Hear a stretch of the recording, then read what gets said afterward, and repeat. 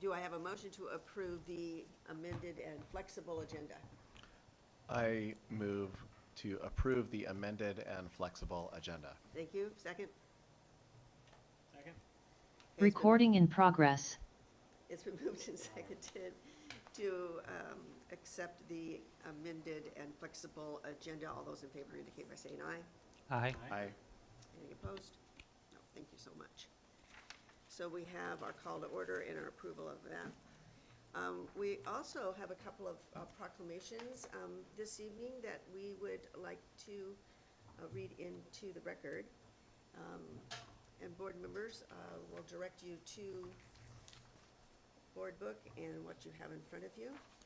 So this is our first resolution as it relates to our Black History Month.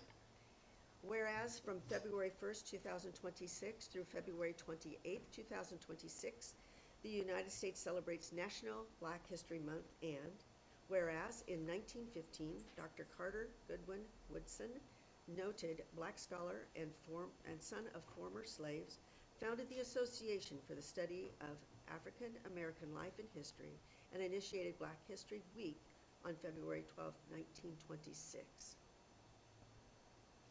And Whereas this year's National Black History Month marks 100 years of national observances dedicated to observing the role of Black history in American history and honoring the achievements of Black and African Americans. And whereas during Black History Month, we celebrate the many achievements and contributions made by Black and African Americans to Oregon and the United States' economic, cultural, spiritual, and political development. And whereas Black and African Americans have strengthened and uplifted all of America, leading in industries and movements for change, serving our communities and our nation at every level, and advancing every field from education to health, the arts and sciences, military and law enforcement, television, sports, business, and law.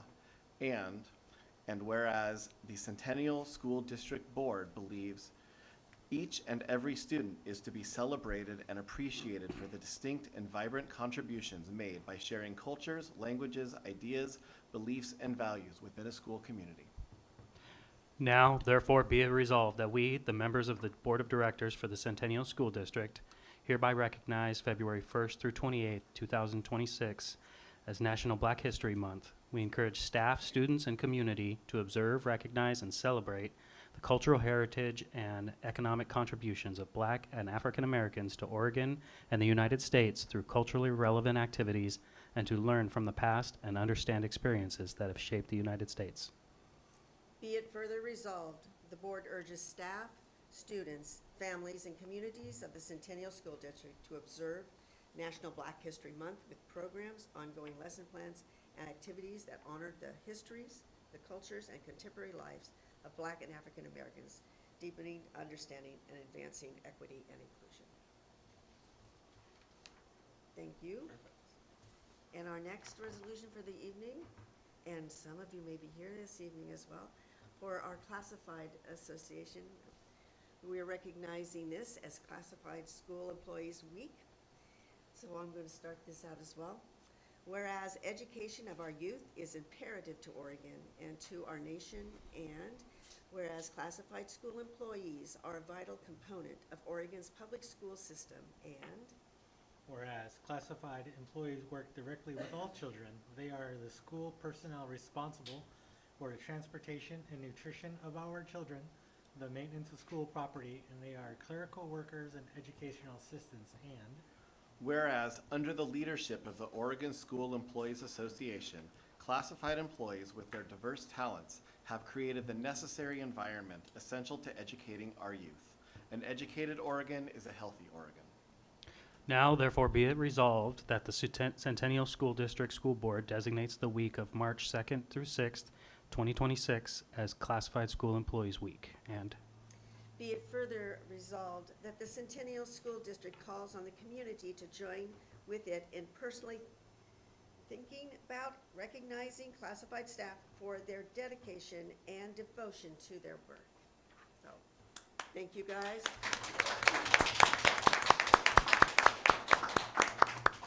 And this evening we have another special recognition of one of our students. And Superintendent Owens, would you like to start that out for us, please? Absolutely. Let's have Principal Miller and Henry Doyle come on up, right over here.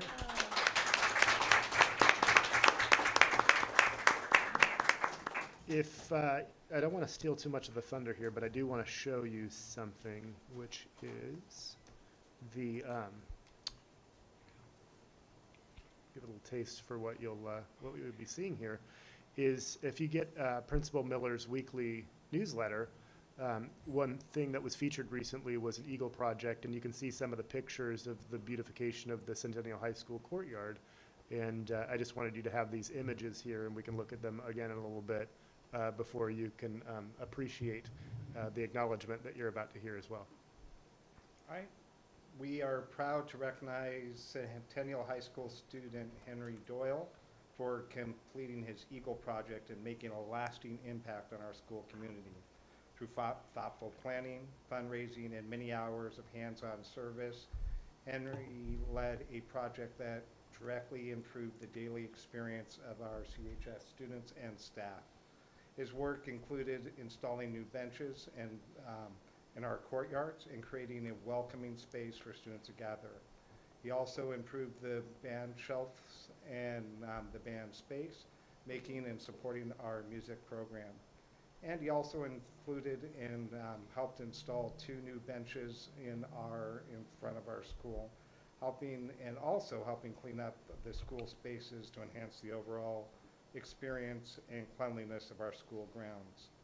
Henry's project strengthened our Eagle Nation and reflected the values that are reflected in our Roadmap 27, and particularly what it means to be a profile of a graduate, a learner who contributes, leads, and makes a positive difference for others. He had, part of his Eagle project was to fundraise, and he's going to talk about that, but part of it was how much he fundraised, worked with community, and then helped organize the whole project. Henry, thank you for your vision, your leadership, and dedication to Centennial High School. Your efforts will benefit students for not only this year, but years to come. Please join me in saying congratulations to our student and Eagle, soon to be awarded Eagle project, and getting his Eagle, Henry Doyle.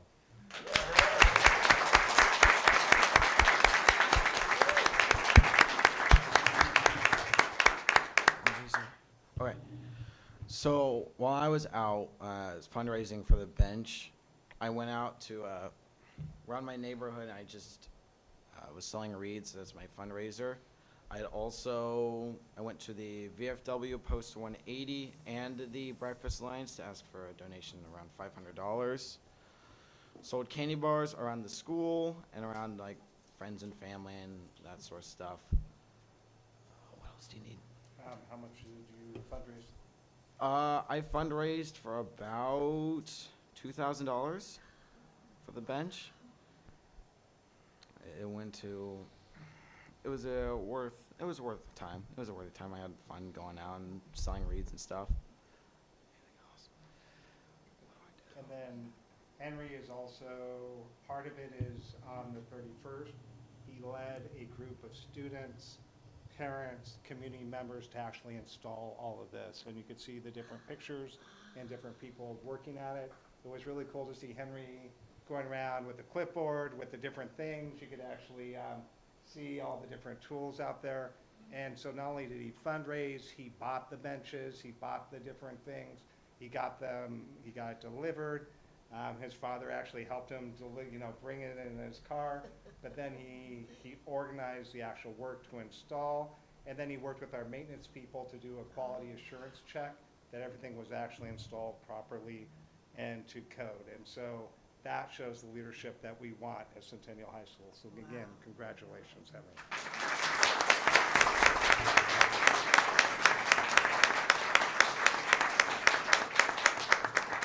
Board members, anything to say to this young man?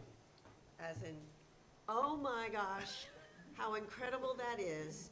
As a former Den mom, I always wondered which ones would be Eagles, right? And looking at what it takes to be, an Eagle Scout, oh my gosh. so proud of what you've accomplished. And to do this in your own backyard, your own school, the contribution to all of the students in that environment. Fantastic, just fantastic. First of all, just thank you for doing this. I'm sure your fellow classmates, including my child, will be really appreciative of this as the weather starts getting nicer. And yeah, those pictures look great, great work. Yeah, great job, Henry. I mean, you definitely embody the spirit of Centennial, and it shows through the actions, and that'll be there long after you are there, and people will always be able to think back. I don't know if you've reflected on that part yet, that people will always think of Henry Doyle when they see that for, you know, years to come. So it's an amazing thing that you accomplished, and I'm so glad I got to witness it. Great job. Yeah, thank you very much for your service to our community, and it'll definitely have an effect long after you're gone. Thank you. Do our student reps have anything to offer? You have gotten to maybe experience some of his contributions.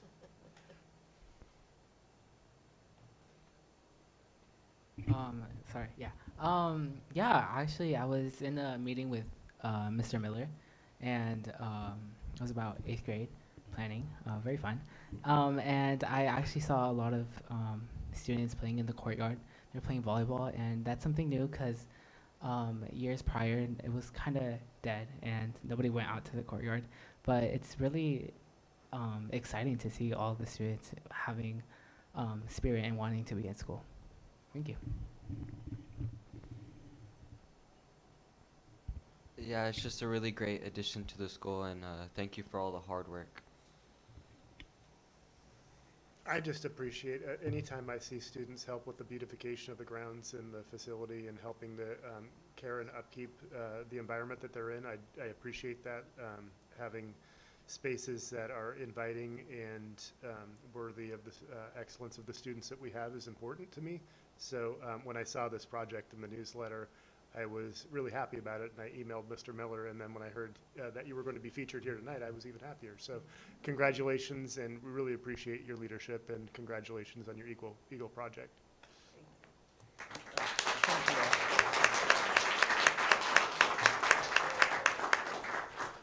And Mom and Dad, that was a lot of work. We know it. Thank you so much for being here this evening. Oh, absolutely. Got the pictures. Board members, back to our agenda. That was fun. I got to marshal through this. Approval of the January 28th minutes as presented. Do I have a motion to approve? Don't all talk over it. I move to approve the minutes from January 28th. Have a second? I'll second. Okay, we have a motion moved and seconded to approve the minutes as presented for January 28th. All those in favor indicate by saying aye. Aye. Aye. Any opposed? Oh, good. Okay, public forum, we had a few individuals who have stated that they are going to want to speak to the board this evening. I have an order in which these came in.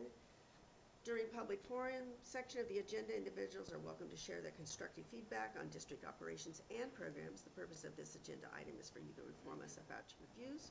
By board policy, the board will not hear comments regarding any district staff member or the use of appropriate respectful language, and the use of appropriate respectful language is expected. Board members will not respond to public comment and will refer matters of operation and programming to the superintendent.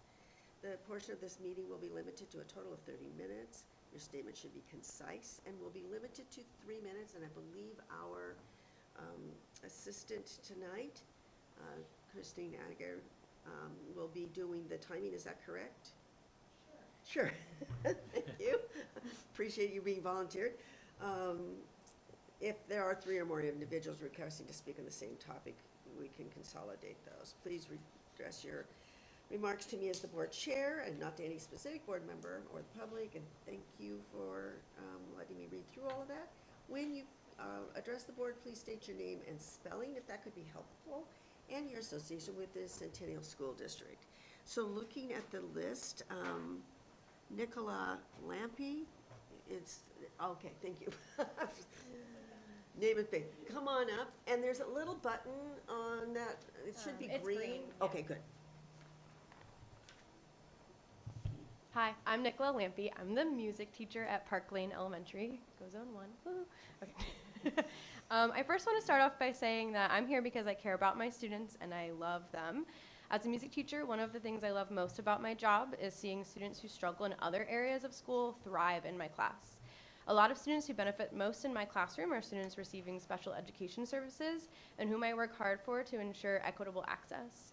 I want to be clear that the concern I'm bringing to your attention today is not about students receiving special education services. It's about the extremely disruptive behavior of students who are severely traumatized. Research has shown the pros of the inclusion model, but it only works with adequate resources and trained professionals. I know as privileged professionals, it feels good to us to say that we are in an inclusive district, but when I have students begging me to kick a kid out of class because of their unsafe behavior or their disruption to learning, it doesn't feel good, and it's actually not inclusive. The inclusion model was designed for students with disabilities to be able to access content in general education setting, but students with severe trauma and behavior issues are not able to be supported by that same system. I love Centennial and I love Park Lane. The teachers are passionate, the EAs are responsive, the principals are amazing. Our principals work alongside teachers every day to ensure that 410 students are receiving high-level instruction, safety, and the love that they need. However, they are unable to use their licensure and knowledge as intended because they are managing behaviors. They are getting bitten, kicked, and spat on while they help kids in the hallways instead of performing observations or completing admin tasks. Our counselor's office is a revolving door of groups of students who are now traumatized deeper because of the behaviors that they witness at school from other classmates. The amount of kids that struggle so severely is tiny. It's about 10 kids. That's really all. 400 kids are showing up to Park Lane every day with smiles on their faces, but their education is now negatively impacted because of the extreme behaviors they experience from this small handful of students. Today, a 5-year-old told me, "He always does this. We tell him to stop and he never listens. I never get to learn." Since the only students receiving special education services can access alternate placements, students who need intensive mental health services are identified as SPED just to get them the help that they need. But it takes so long for the identification process to conclude, and once the process concludes, now we've added more numbers to an already stretched thin SPED teachers, and it's interrupting the learning for our most vulnerable students with disabilities. Once they are identified, we can start the process of advocating for finding an alternative placement that can better address their needs. And yes, I heard Paul loud and clear at bargaining, alternate placements are expensive, and I agree, they are expensive. But it's also expensive to be paying sub-EAs every single day because they can't sustainably work 5 days a week. It's expensive to be paying an admin salary to an admin who are essentially babysitting 6 hours a day. And maybe there's a better option that we can come up with together. This is not a teacher management issue. This is not a building admin issue. This is not a classified training issue, and this is not a Park Lane issue. It's not even a solely Centennial issue, but it can be a Centennial solution. It's a systematic issue that we should work to solve together. There are experts with voices within Centennial who can be leaders for change, but we need to open the lines of communication, and we need the opportunity for input and feedback to better practices and systems. Centennial has the opportunity to rely on people in-house who have knowledge and interest in putting together programming. We can't keep doing what's always been done. Wrap it up, please. Last Oh, good. paragraph. Okay. Our hearts break for these kids. The pain that they are in and the emotions that they harbor are too much for us to be able to help them on our own. But if we work together, listen to voices and ideas from employees across the district, I know Centennial can make sustainable changes to our systems to better serve our students. Thank you. Thank you. Cassidy Rogers.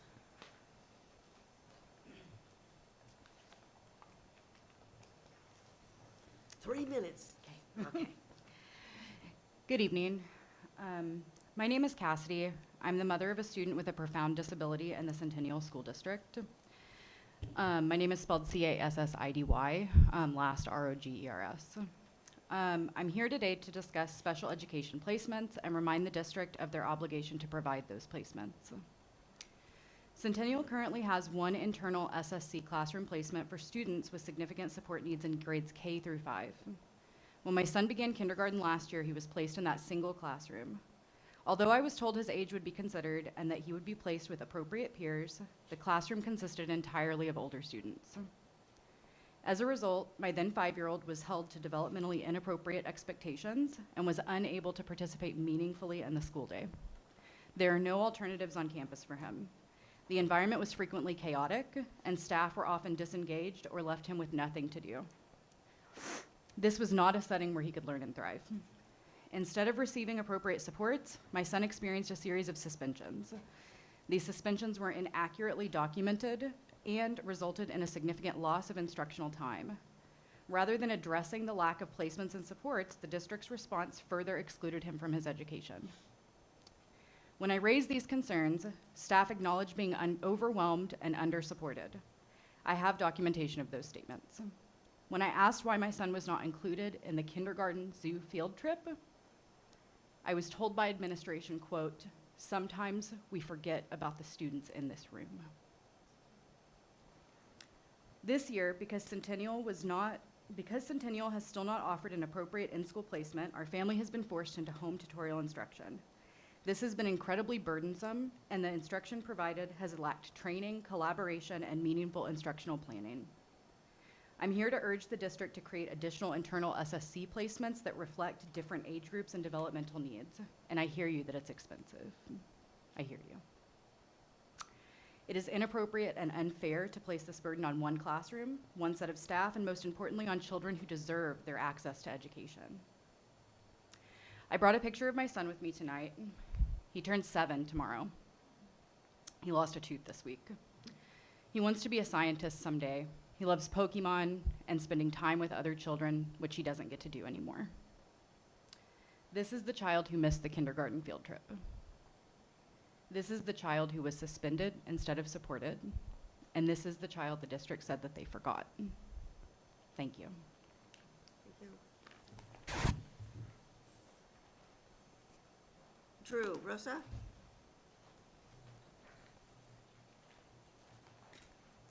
Remind you of your 3 minutes. I've got it. You got it? Good, thank you. Good evening, board members. I wanted to begin by acknowledging the Bonds, Ballots, and Buildings Conference. That was the kind of collaboration I've been asking for since my first public comment as president. When we work transparently and proactively together, we see what Centennial is capable of. That direction, that's the direction we should be moving. But that same spirit must extend to bargaining. We began mediation last Wednesday, and it was slow, and we are at a serious crossroads. We held strong on class size because classroom conditions and student learning conditions, because of our student learning conditions. Our families know this. Our educators live it every day. And we held strong on COLA because 6% over 3 years, 2% per year, keeps us near the bottom of the Metro 14. That does not fix recruitment. That does not stop retention issues. The financial data shows capacity. Since 2019, instruction increased 7%. General administration and fiscal services increased 66%. Central services, 29%. School administration, 15%. If those areas had grown at the same rate as instruction, 1.6 million would have been available in 2025 alone. In the 2026 budget, instruction increased 3%. General administration increased 18%. The management team received 11% salary increases. 7 teachers' FTEs were eliminated. And 6 million was added to the ending fund balance, bringing reserves to nearly 30%. We're told to prepare for rain, but it's already flooding in our classrooms. Let me be clear, we do not want to strike, but we are strike ready. When educators are offered 2% per year and $1,500 stipend for back pay, that sends a message, and it pushes us closer to a line we do not want to cross. In my classroom, when a student makes a mistake, I tell them, do better because you are better. That is exactly what I'm saying to Centennial tonight. We can prioritize better. We can value better. We can lead better because we are better. I'm sure you have questions. That's why I keep asking our CEA board report to be added back in. I will continue giving public comment, but this format does not allow for real problem solving. And it sends an even stronger message to your front line. That's why these board reports matter. Please feel free to reach out to me directly. We are ready to settle a fair contract, but we are also ready for whatever comes next. Thank you. Thank you. Clarissa.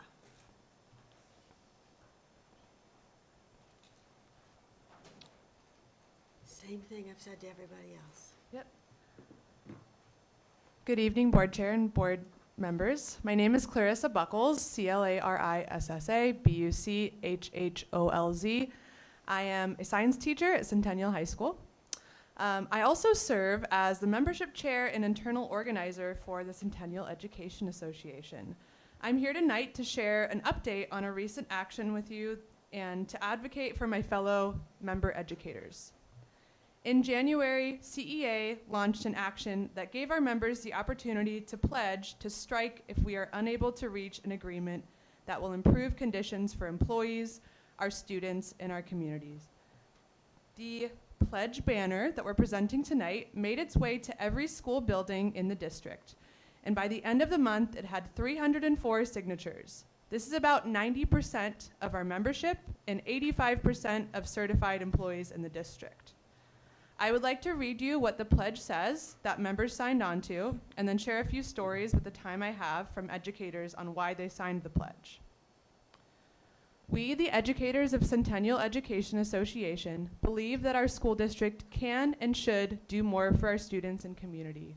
We call upon the management and the Centennial School Board to prioritize the following in negotiations: smaller class sizes and more student support that reflect what students actually need, greater time for educators to plan and collaborate and support students, competitive pay to attract and retain quality educators.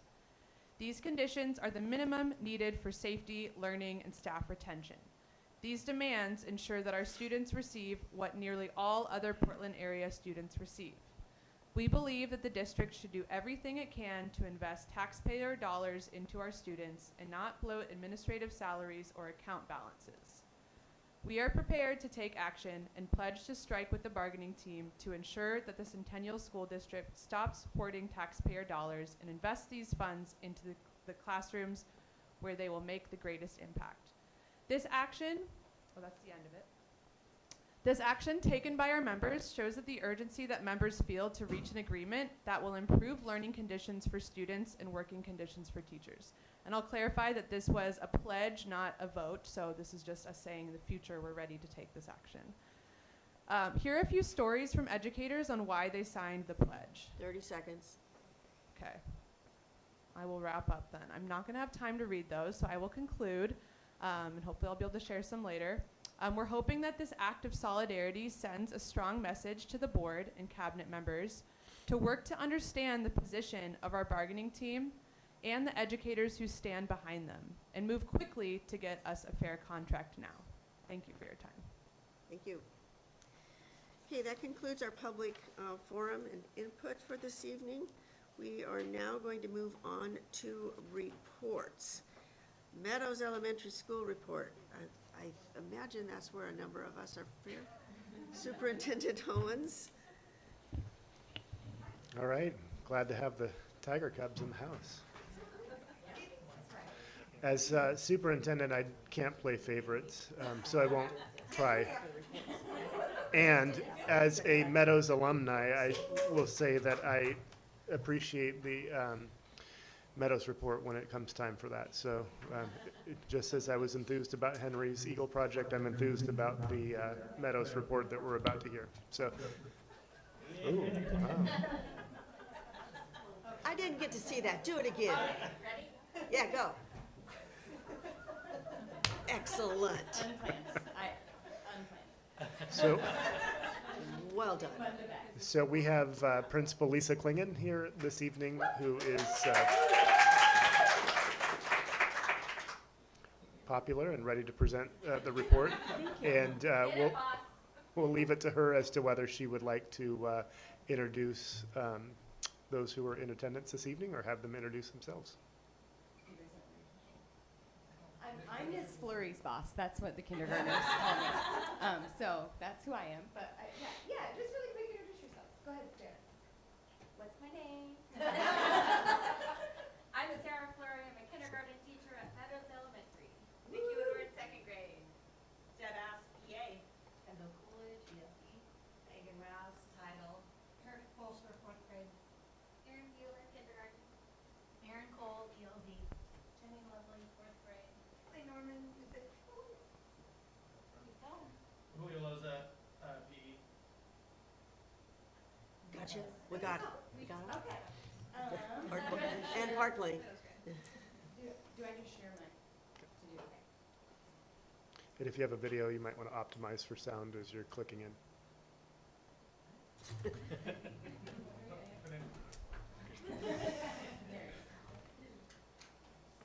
Oh, but what do you mean by the sound? I do have a video. Turn on volume, that one.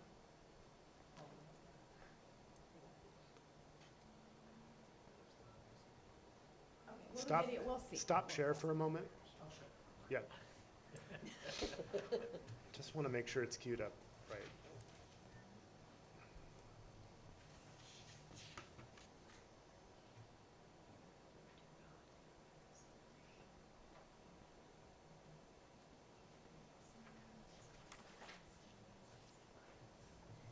Can I break up the report?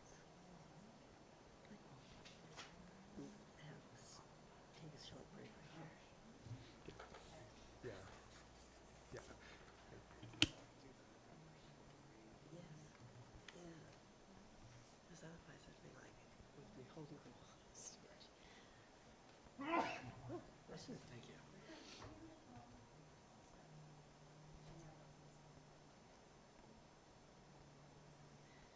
Technology. No, it's hard to live with it, but it's impossible to live without it.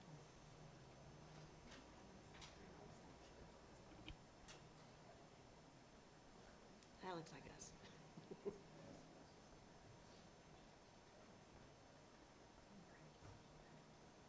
Okay, all right. So we're Meadows. We think we're pretty awesome. But that's just me. Tonight we are going to talk about something that our students experience every day called morning meeting. So we'll first start and just talk about how our SIP goals tie directly to Roadmap 27.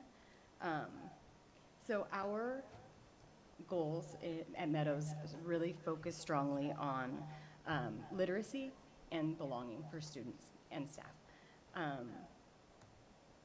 So for this presentation, so let me clarify, we're really focused on literacy, right? Yeah. But tonight we're focusing on the belonging piece. So our goal around belonging is we take a student survey our students take surveys every year, and they rate themselves like on these statements. So you can look, I feel like I belong at this school. 82.9% gave a positive response. Our goal is to have at least 90% of our students have a positive response by the end of this year. I like going to school, 71%, not enough. So we want that to increase by at least 10%. And then adults in school, thank you, ask students how to make school better. And we want that to also increase by at least 10%. So, morning meeting. You know, in Centennial, I think, that we, a few years ago, had responsive classroom training. And responsive classroom is a social emotional learning program, and one of the key components is the morning meeting. So we are going to, you're gonna watch our kids in a minute experience the 4 parts of morning meeting, but first, it's your guys' turn. Okay, and they're all queued up and ready. So, You better believe it. Okay, so just to give you guys a minute, think of, and you guys have to do it too. So you're not excluded. So you're gonna think of an adjective that describes you, and it has to begin with the same letter or the same letter sound as your first name. So like, Lisa Loud. Okay, do you all have it? Do you have it? Are you ready? It's okay, okay. David, you got it. James. We, of course, have so many guesses about yours. So, Pam, you have yours? Okay. William? Got it. Michael? I got something. Okay, guys. You ready? Okay. Okay, so when it's your turn, you're going to say your name and then your adjective, and then all of us are going to say, good evening, who is Does that make sense? Yes. Okay. Who wants to start? Yeah, Michael does. All right. Okay. I actually had a difficult time picking one, but I am Michael, who is maniacal. Good evening, Michael, who is maniacal. I am Will, who is wild. Good evening, Will, who is wild. My name is Pam, and I am proactive. Good evening, Pam, who is proactive. I am James, and I'm joyful. Good evening, James, who is joyful. I am David. I'm a defender. Good evening, David, who is a defender. I'm Yahir. I am Yapper. Good evening, Yahir, who is a yapper. I am Easton, who is efficient. Easton, who is efficient. Thank you for doing that with us. So one of the key components of morning meeting is that every student hears their name said in a positive way every day. So morning meeting has 4 components. There's a greeting, which you just participated in. There's sharing, there's an activity, and then there's a morning message. So I don't know why the kids' heads are cut off like this, but they weren't when I recorded it, so it's fine. And they're still really cute. So here are our kids. Okay. Morning meeting. We do morning meeting to reset our brains to be active. Sorry. Morning meeting. Morning meeting. We do morning meeting to reset our brains to be active for school. And then do you have a favorite part about morning meeting? Talking to my friends. Get to know other people than my friends. And then what's the purpose of morning meeting? Why do we take time to do it? It's to help us get calm for the school day. What is the purpose of morning meeting?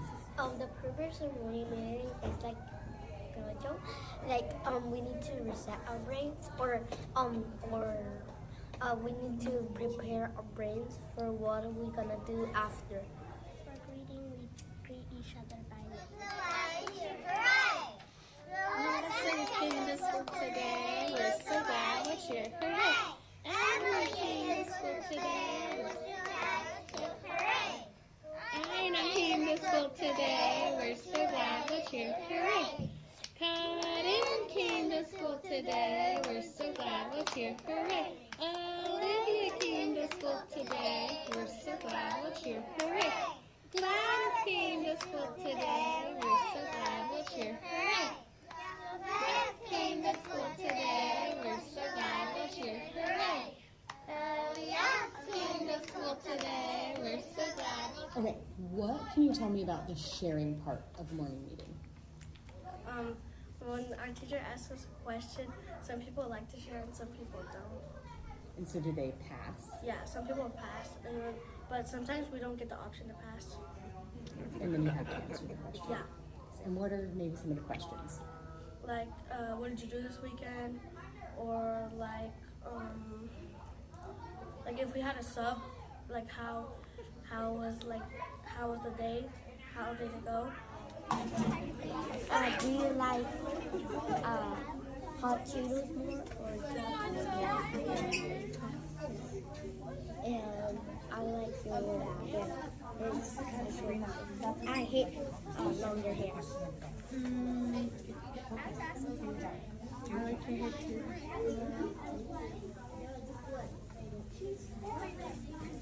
Would you rather be able to read somebody's mind? Or if you could fly, where would you go and why? I would read people's minds because what they're thinking about would just home. What do you normally do during your activity in morning meeting? What we normally do, we have this class wheel where all our names are on it, and so we spin the wheel, and whoever it lands on, they get to pick the game. And when they pick the game, we always play it, and then after we're done, we have a seat, and we read our morning message and have lots of fun together. Closer to the object, what do you start doing? You start humming louder. As they get farther away, you make sure your hum is quiet so that they know they're getting closer. Who wants to be the one to find the object? Jade, go ahead and go to the hall.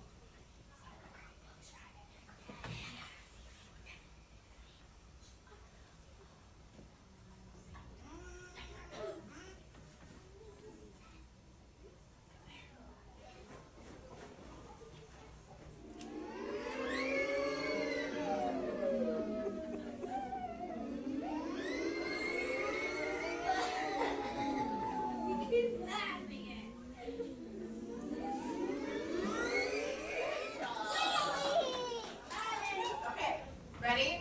I see. What do you see? I see money all over the floor.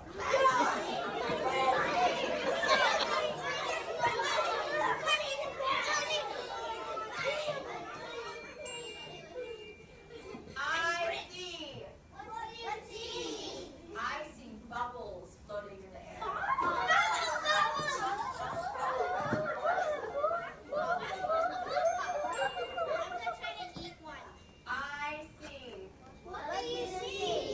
I see a snowstorm coming.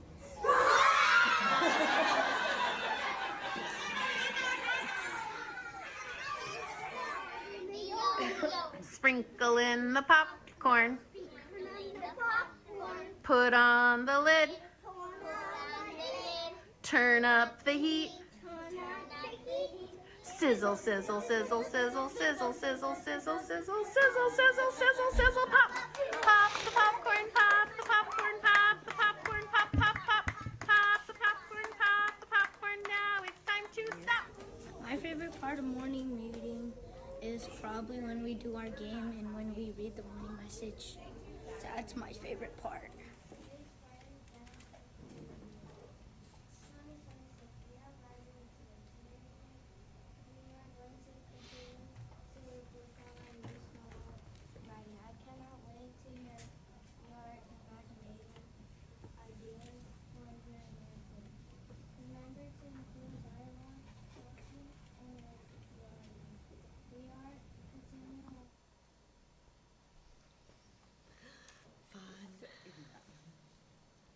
We have the cutest kids. I'm on the record saying it.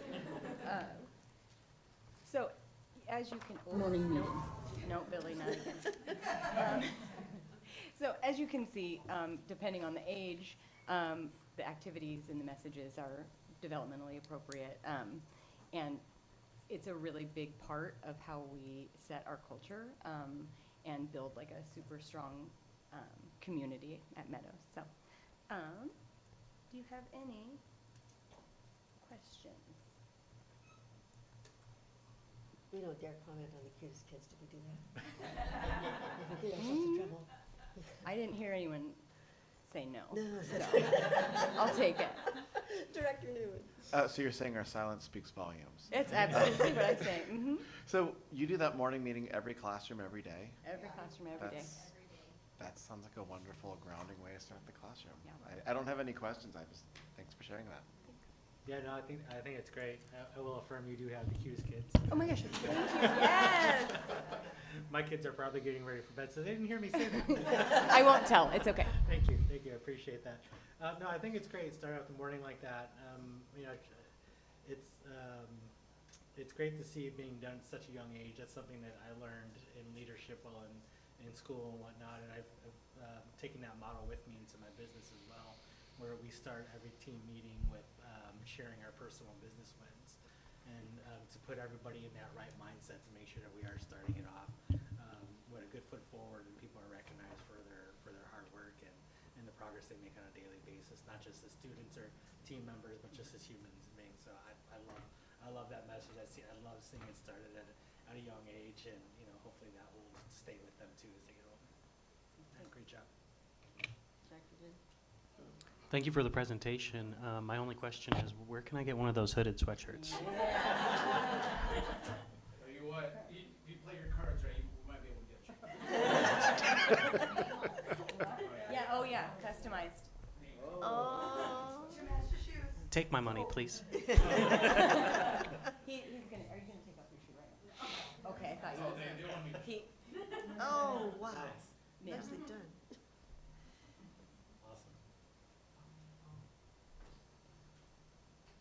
Thank you for the presentation. It was it brings back a lot of memories. Elementary is kind of a blur, but you know, the good parts I kind of do remember it, and I remember it being really joyful, and it really does leave an impact and something that you will remember to this point, and I will probably remember it the rest of my life. Thank you. Yeah, thank you. I remember a lot of those games that we played when I was in elementary, so it was really fun to see. And I would just offer that I appreciate the Meadows presentation, and as I have said before, we're trying to align the presentations a little bit more to the strategic plan, and so I think in that respect you nailed it. I will offer to Director Wright, I will say that in the video we saw a student say that sometimes they get an option to pass and sometimes they don't. Did you have anything you wanted to say in terms of the overall SEL or T-cell? I can imagine your mind is spinning with things that connect this to other district-wide work, and wanted to offer you the opportunity to get a microphone so that people in the audience can hear you. Yeah. Thanks for that invitation, Superintendent Owens. Just to highlight what was shared with the Meadows group is that since we have some new board members while we've been implementing responsive classrooms, it's in place in all of our elementary buildings. They have a morning meeting in the morning, and they use other elements of responsive classrooms, such as interactive modeling, teacher language, and there's many, many, many other aspects that come into play throughout the day. And then at our middle schools, both of them, they implement responsive classrooms as well, and they have an advisory instead of having a morning meeting. So there's some slight adjustments. So students K-8 are having that experience. And then at the high school, they're trying to implement restorative practices and restorative circles. So it can kind of developmentally change as students go up. And as Superintendent Owens was highlighting, responsive classrooms is one way that our classrooms are able to implement the transformative SEL standards. Those are required to be a part of all day, every day, different aspects. So it's not the only place that students have that experience, but it's supposed to be throughout the school day. Thank you. Yep. Thanks for having me join in. Well done, Principal. She did good. You know, represented you very well. So I'd invite you to, we're going to have our student representative report next, and have some of these been your kids? Have you seen these kids before? I was wondering if they'd been some of yours. So I'm going to move it to you and board members. We're going to do student representative report, superintendent report, and then we'll be taking a break. So people can go home nicely. We have one more just really quick. Is Meadows Elementary good? No, we're great! Oh, excellent. Yay. Follow that. I don't think I That can. energy. Unfortunately, no. Thank you, board members, for having us today. Kind of brief. Again, things are kind of, well, in terms of student council, things are steady. Upcoming, we have our winter formal. It will be on Valentine's Day. Yeah, I know. Unfortunately, I do not have a date, so yeah. Uh, it's okay. Yeah, ticket sales have been going on from last week to this week, and tomorrow and Friday will be our wristbands for easy entry. Yes, and the dance will be at the Sheraton Hotel on Airport Way. Parking is free. Very great. I do not want to pay for parking. Yeah, and something that we had mentioned at the beginning of the school year was our student senate meetings, which was an opportunity for other students that weren't in student council to offer their voice in what the school is doing and how student council and the school can improve on. And I just kind of want to highlight the admin and different directors. For example, today we had Brian Van, which is the district facilities director, and he came in and asked the students what was going on and what improvements in terms of facility needed to be addressed. And he answered our questions very clearly and gave us an explanation. Like, for example, our students didn't know that refill bottle stations were ordered for next year, and they were going to be implemented during the summer. So that's very exciting, and the students were really excited to hear that. Having limited water throughout the day, or like places to refill our water was, and expanding on that was really great. And also our admin and Mr. Principal, Mr. Mr. Miller was here today, and Mr. Principal, yeah, sorry, and Miss Megan, our one of our APs, was there. And it's really nice to see that admin is, students are being more natural with admin and not being afraid when they come into our spaces, and really seeing that admin do really want to see and hear our student voices. And we'll have Easton with.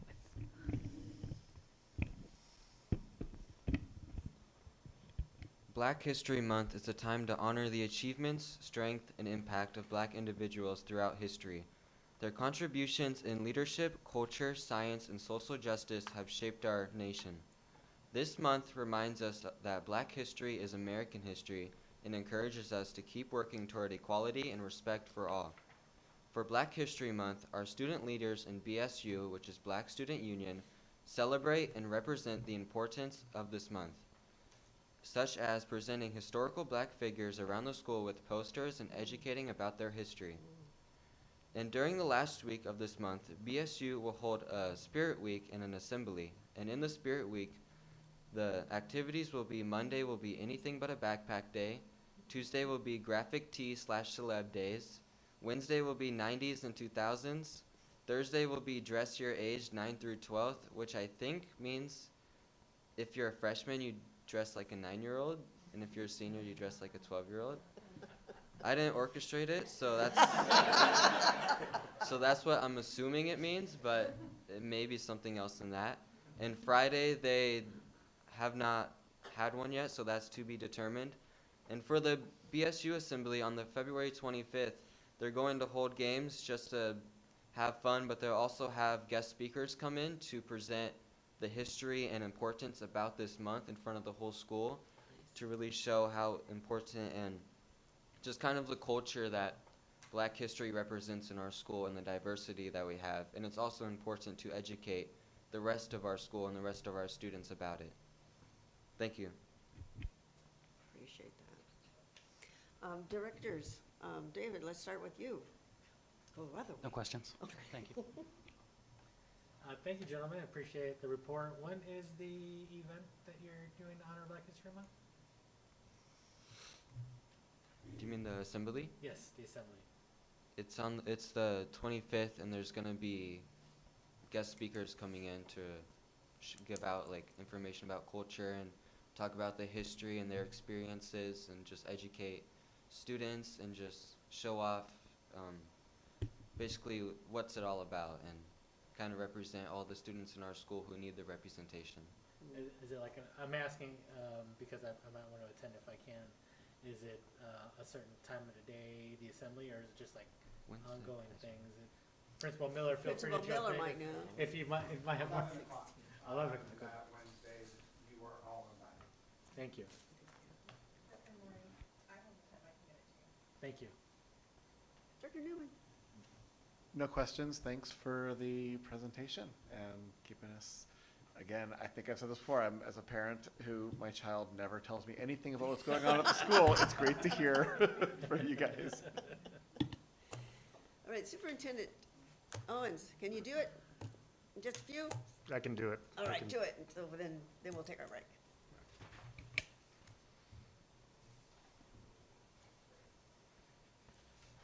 All right, good evening and greetings, board members. It's my pleasure and privilege, as usual, to share with you this update about happenings in our school district. For this month's district office display board, student artwork is featured from Meadows Elementary, inspired by the artwork of Alma Thomas. The displayed pieces were created by second grade students in Miss Woodward's and Mr. Andrews' classes, who studied Thomas's use of color, repetition, and movement. Students explored how small shapes and intentional color choices can come together to create energy and rhythm across a composition. Using collage techniques, each student created a unique piece while working within a shared artistic style. This joyful, vibrant display is a great example of how creativity and learning can intersect in our classrooms. I encourage you to take a look on your way out this evening.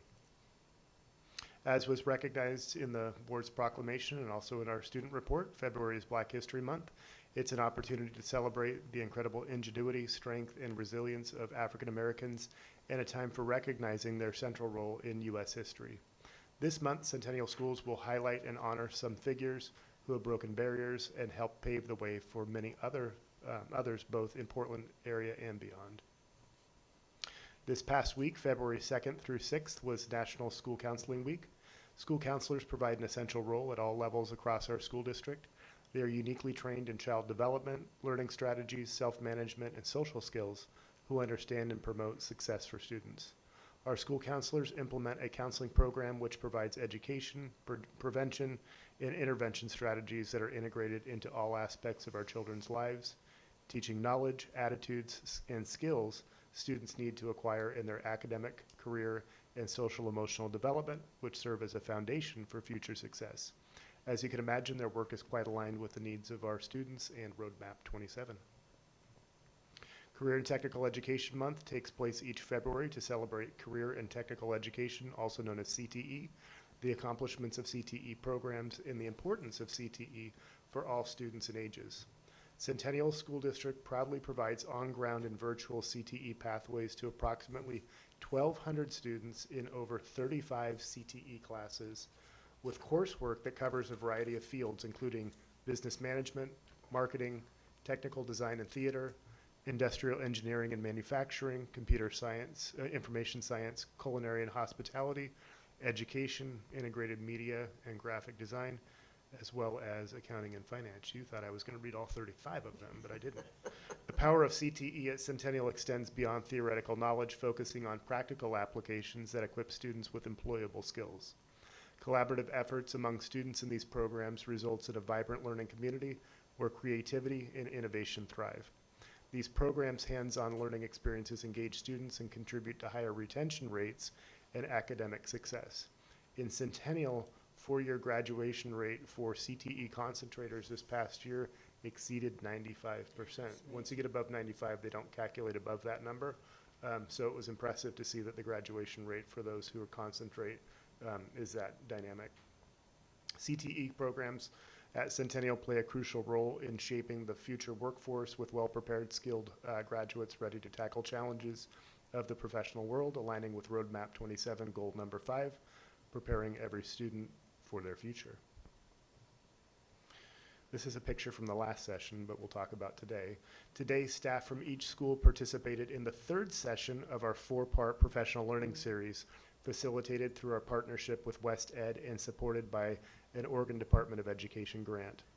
This session continued the focus on strengthening school Tier 1 equity teams by deepening work on classroom discourse, conditions for belonging, and culturally responsive instructional practices. This series is designed to strengthen building Tier 1 equity teams in translating the district's equity commitments into school-wide professional learning and classroom practice. The February session focused on cultivating a collaborative learning ecosystem by strengthening the social conditions necessary for welcoming, responsive, and collaborative learning environments. Teams continued developing multi-month plans for building-based professional learning, using engaging equity content, aligning with the transformational social emotional learning standards, which Director Wright talked about, with the goal of supporting consistent monthly implementation at each site. Participants refined plans for adult learning that emphasize equitable practices across attendance, behavior, social emotional learning, and academics. Teams also examined strategies for facilitating meaningful discourse and critical classroom conversations in ways that are culturally and linguistically responsive, while maintaining strong relationships and productive dialogue when navigating different perspectives. Each school's Tier 1 equity team includes 2 to 4 staff members, including at least 1 administrator, and team members were selected for their instructional leadership, grounding in equitable practices and strong relationships with students, families, and colleagues. The final session in the series is scheduled for April 15th, when teams will finalize plans for ongoing building professional learning, aligned with the profile of a Centennial graduate, transformative SEL standards, and the district's broader equity goals. So that was a lot, but it was a good meeting today. As was referenced by Drew last Friday, Director Newman, Vice Chair Mooring, and I joined a team of district leaders, including Dr. Katsuda, Chief Andreg, OSEA President Chris Dowell, CEA President Drew Rosa, as well as CHS teacher Aiden Muth, at the Bonds Ballots and Buildings Conference in Salem. The conference provided an opportunity to build shared understanding related to bond planning, ballot measures, and facilities decision-making in advance of future bond work. This information is timely as we launch into our next phase of long-range facility planning with the Facilities Update Committee work coming up that Karen will mention in a report upcoming here. So we look forward to that in a few moments. On Thursday, January 29th, board member Rose Solowski, student representative to the board, Yahir Castro, who can see himself in the picture there, Director of Business and Operations Paul Southerton, and I participated in a pre-legislative session breakfast briefing at MESD with the Multnomah County delegation of state legislators alongside Multnomah County school district superintendents, 1 board member, and 1 student from each district. The purpose of this meeting was to connect with our elected representatives prior to the upcoming legislative session to discuss issues impacting the schools and districts of Multnomah County. The briefing centered student voice, shared regional trends, and highlighted the financial realities facing our schools. As part of this coordinated effort, Director Southerton provided a plain language overview of school finance constraints on behalf of East County school districts. The early conversations help ensure lawmakers hear consistent, grounded information about how they can support public education as the legislative session begins. As a follow-up to prior communication, this Friday, Director Solowski, I believe, plans to join a group of other East County board members and superintendents in a Multnomah County School District Lobby Day coordinated by Multnomah Education Service District. The event is scheduled for this Friday, February 13th from 9:30 to 3:30 p.m., where participants will meet in scheduled meetings with legislators. Finally, board directors have recently been asking questions about class size, and I wanted to provide some additional context regarding current conditions across the district. As you can see on the graphic that's provided here, elementary classes across Centennial are currently trending in the mid-20s. While individual classrooms may fluctuate due to enrollment changes, descriptions suggesting that elementary classrooms are routinely operating at class sizes in the mid-30s do not reflect typical conditions across the district. The district continues to monitor enrollment patterns throughout the year and has made adjustments when warranted, including the addition of a kindergarten teaching position earlier this year at Pleasant Valley. As in all school systems, isolated instances can occur, but those instances are not representative of district-wide practice or norms. At the secondary level, class size is influenced by course offerings, student schedules, and program design. It is not directly comparable to elementary classroom averages. Additionally, high or low enrollment in specific sections may make calculating averages more complex and tied to the context. However, in reviewing the current enrollment data, there is not an indication of routine overcrowding in core academic courses. While most core courses at the middle and high school levels have section capacity limits in the low 30s, with many capped lower depending on the course and the staffing, actual enrollment averages are generally lower than the capacity limits, with most secondary core sections operating in the mid to high 20s. Some non-core courses, such as PE or advisory, are scheduled with with larger supervision groups by design, while specialized courses, including CTE labs, special education, intervention, and advanced coursework, are intentionally capped lower because based on instructional, safety, or equipment needs. Overall, the structure of scheduling and the current enrollment patterns at the secondary level do not reflect system-wide conditions of routinely oversized instructional classes.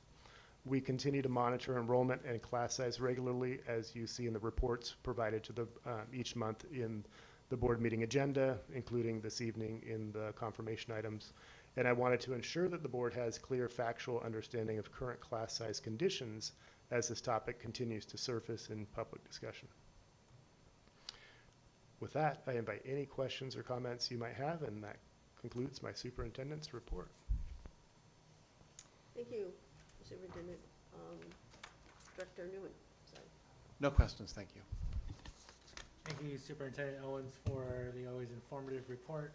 Just on your last topic of class sizes, as a refresher for all of us, what is the capacity or what is the number that would trigger having to hire an additional teacher for, like we did with Pleasant Valley, and like we do have, right, some low 30s here, a couple of grades. And Yeah, the thresholds differ, and I don't want to talk out of pocket because those numbers are located in the license contract, and those are thresholds that are established collaboratively through the collective bargaining, and those will be lower at the early primary level and then increase based on grade level from there.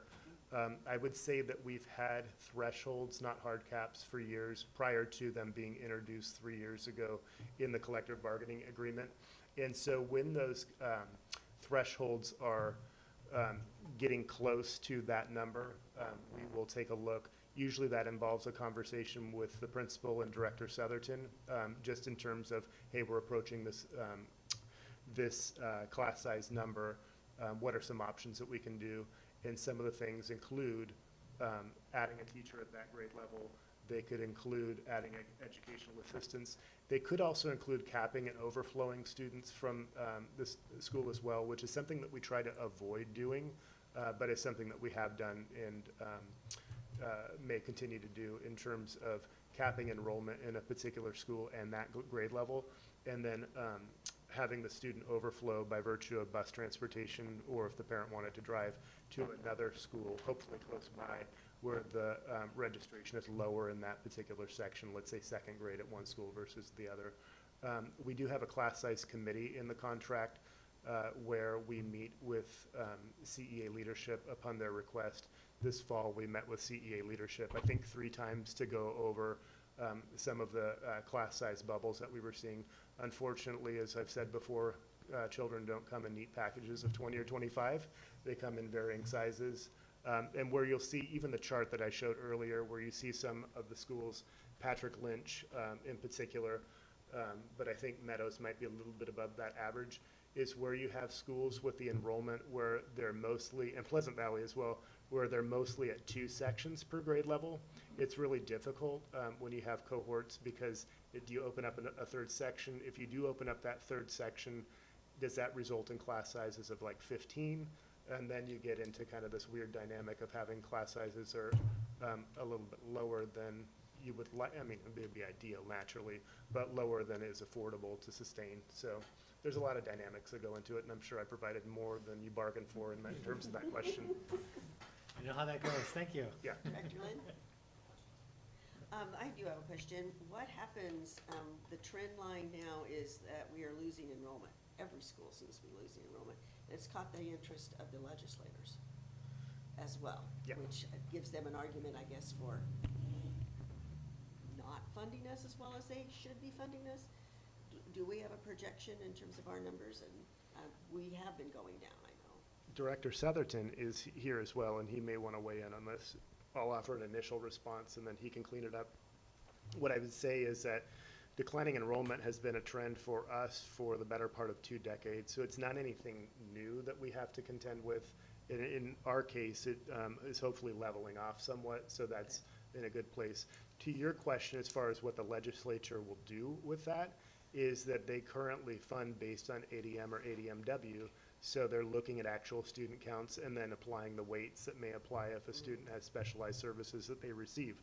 So there's that aspect of it, but those overall weights will decrease with declining enrollment. Declining enrollment happens because there's lower birth rate. You have students who are choosing outside options such as homeschool, private school, or online schools that are outside of CVA. So there's a variety of reasons why enrollment declines, but in terms of how that looks at the statewide level, that decreases the weights in the system, which could or could not, if it depends on how widespread the decrease is, because that set pot of money is there, and so theoretically that weight could be worth more, and so that could offset to a certain degree, but on the overall, you would look at the legislature funding less based on declined enrollment, and that's problematic. As far as our application, and was referenced in the report that we heard earlier, we do go through a trend of right-sizing our class size on an annual basis. And so when you look at okay, 7 FTE have been cut or reduced or whatever, part of that is just right-sizing based on declining enrollment. So it isn't necessarily like cutting staff. It's looking at making adjustments through attrition. And I think part of that is why we're in a different spot than some other school districts around us in terms of where budgets are.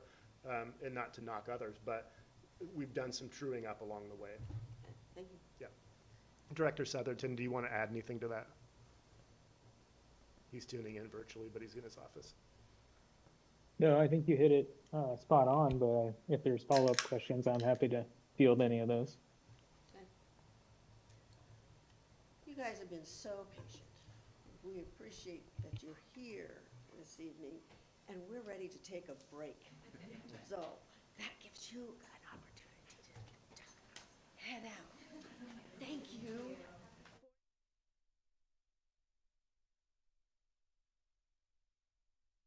Recording stopped.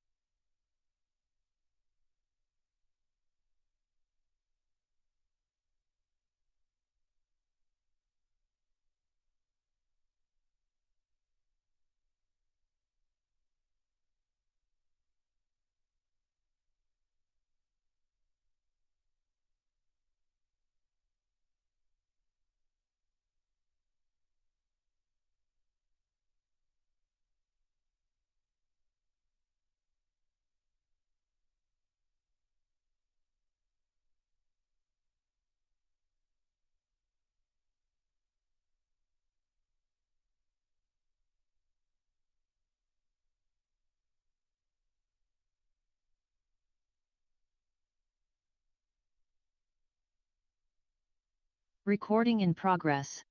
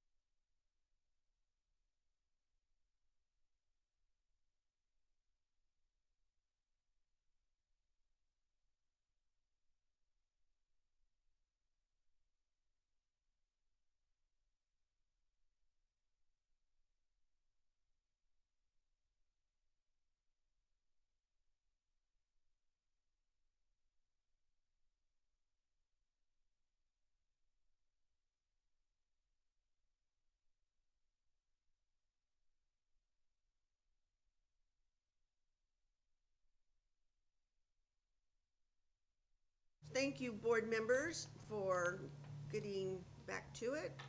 And we invite our facilities planning update. Superintendent Owens, would you please get us started? Great, thank you, Chair. So we have Karen Montevino here this evening with DLR Group, and they have been helping us facilitate the long-range facility planning process that we are undergoing currently.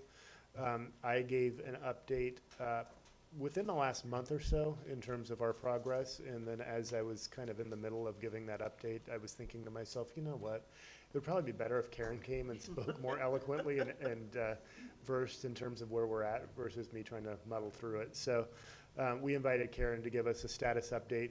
We're kind of between phases at this point, so I think it would be a good time for the board to see where we've been and where we're headed in the immediate and longer term future. So without stealing more of Karen's thunder, I'll go ahead and turn it over to her, and then we've got Director Southerton up there as well in case there's any questions that he can help field along the way. Okay, excellent. Thank you so much for having me here this evening. Happy to talk about our long-range planning process thus far, what we're learning, and what is coming up next. So really, I just wanted to spend a few moments to go through the schedule of where we are at a high level, some of the different activities that have already taken place, a few of the key takeaways, and then also what is coming up next, which is going to be starting our workshop process with our community-based facilities advisory committee, which is very exciting. So this is our schedule. We actually started in the fall, and we have been in a phase of data collection. So getting a lot of information of conditions, and just to let you know too, we also approach this from the perspective of looking at not only the physical condition, but also the way you teach, the way you want to teach, what activities are going on, and then that helps us to guide the process and what you need out of your spaces. We're also right now in the next 2 months are doing more engagement, especially through the lens of equity and gathering affinity groups and student engagement, which we've already started a little bit of that.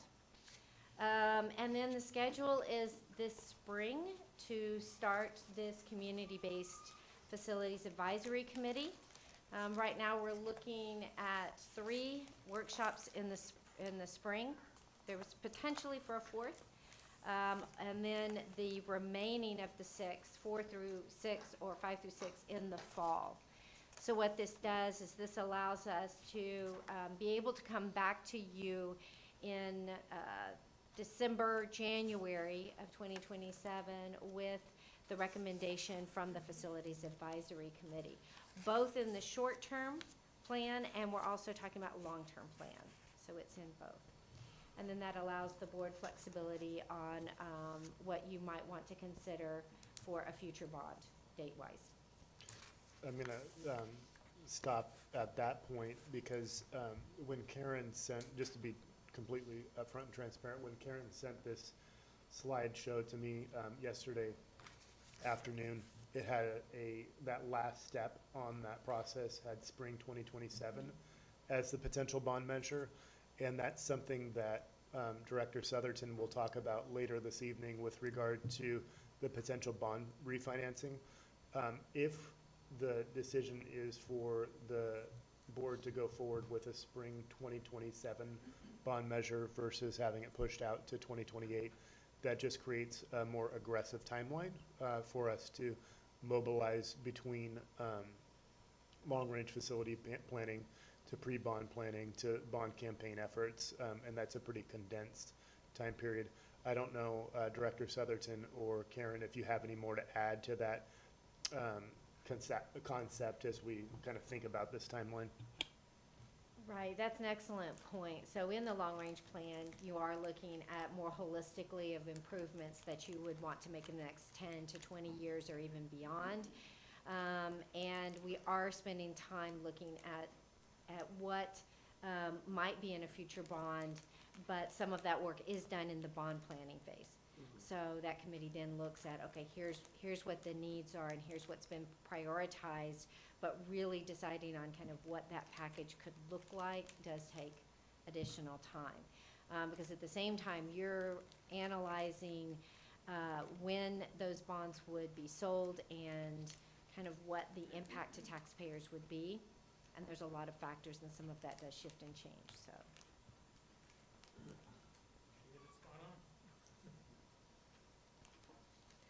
Okay. So with that, that's the schedule that we're looking at. So what have we been up to since the fall? A lot of data collection, listening, and a lot of walking around, which has been excellent. So part of that is one of the first things we do is meet with each of district leadership and do kind of like departmental interviews or listening sessions to understand from a departmental perspective of what some of the successes or issues and challenges are. And then we went to each of the schools and we did listening sessions with the staff, and they were very well attended. So we felt like that almost all of the staff were attending each one of these, and the way that we do this is briefly explain the process and then talk about what is working well and what are some concerns or issues that they have. We have just wrapped up, as a follow-up to those, a survey from each school. So we get a lot of feedback, but we want to make sure that we understand that as a collective whole, what are the priorities for the staff at that particular school. And that's what the survey that we sent out is going to get us. And so we've gotten a little bit of preliminary data, but haven't analyzed that and distilled it down yet. I think that closed on the 6th. And also we had an educational summit. We did principal walks, and we've also walked, as we were walking through the schools, did an educational evaluation at each of the schools, and I'll talk a little bit more about that. As well as we're in the midst of facility condition assessment reviews. So those facility condition assessments were conducted previously by RNC management, and so now we're taking that data and working at kind of prioritizing those. So I want to take a moment and just let you know a little bit of the key takeaways. There is a packet that's gone out about kind of the educational summit and the information gleaned from that. But this was an event that we did on October 29th with about 25 educators from across the district. And I have to say, our team was amazed with how engaged and thoughtful and passionate people were, because we did this at about 4:30 in the afternoon, I think, for about 3.5, 4 hours. And I know we as DLR group, our team was getting tired, and we're just so impressed with the engagement of the staff having taught or worked all day. We spent that time diving into kind of what they held as important for the learning experience, and in keeping, all of this is of course in keeping with Portrait of a Graduate and Roadmap 27, but it gave them a chance to kind of discuss where do we see going, what instructional strategies are we implementing, and are we moving towards implementing more, and then some time to talk about what does that look like on a daily basis, and then therefore what spaces do we need to support this type of teaching and learning. So I think that was a highly successful event, and from DLR Group we had a career educator that has recently joined the DLR team facilitate that. So it was great educator to educator speak. The next is the leadership listening sessions.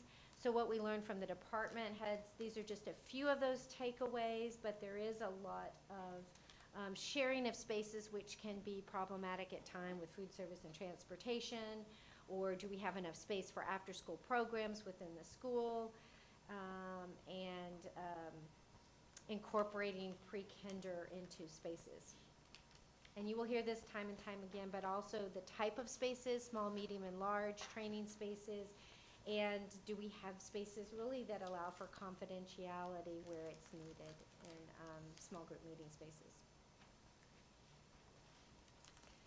Some of the common themes from the staff listening sessions was the desire for flexible furniture that also can accommodate more current learning styles, and this was also brought up at the Educational Summit as well. There were conversations about restrooms, and again, that's going to be a kind of a common theme you will hear again, and some issues with doors. And then as often is the case with HVAC systems or thermal comfort and air quality rose to the surface as well. As we have walked each of the schools, DLR Group has been looking at this from, like I said, more of an educational lens. Do you have the spaces that you need for the programs that you offer? Are they right-sized? Looking at some holistic qualities of space as far as acoustics and daylighting and what we call wayfinding, just being able to easily navigate through the buildings, and safety and security issues as well. We also have been asking all of the principals, what are your top 3? And some are specific to that school, and then some again have some common themes there as well. Security is always usually top of mind for everyone. Some of the conversation was also in just walking the site and night lighting on the properties. Kind of an interesting thing we were thinking about, my students would say, we heard that phrase a lot. Again, back to the bathrooms, and then also to playgrounds. And kind of we were talking a little bit about that in the playgrounds too, is also at the different grade levels of what that playground and socialization is like at the different age levels, and then especially middle school is that interesting middle ground. Some specific quotes, again, safety, the need to recognize the dignity of independent movement was a phrase that we heard, and really around the concept of accessibility, and not just ADA compliance, but also we think in terms of universal design, trying to keep the experience for students or adults that have ambulatory challenges, that their experience should be as close as possible to the same as every other student or staff or visitor that accesses that space. And then again, how do we set up a school in a direction the world is moving? So again, thinking forward about the experience of teaching and learning and the way students do learn best. And then I do want to hit this, highlighting about partners not being in, or being in non-therapeutic environments. So think in terms of counseling, mental health specialists, other specialists that work with students. Either the space is not of the right size or accommodation or quantity, or again, does it have the acoustical privacy that is really required for those activities. We're also putting together a packet for these educational adequacy assessments, and we have our own rubric of about 5 pages that we have scored, and then we've also done analysis, and this is just a sample of how space is currently being used, and so this is kind of a Patrick Lynch example, color-coded. And so we're putting together that information. So you've got us kind of as we're compiling a lot, and then this information we will also make available to the Facilities Advisory Committee so that they can really kind of dive into some of the data if they would like, and then also, but our conversations will also be looking from a high level. Last piece of information about takeaways and things that we are looking at is that physical needs assessment. And currently what's on the list is approximately about $52.5 million worth in project cost. And that is just to fix worn or outdated or systems reaching the end of their lifespan.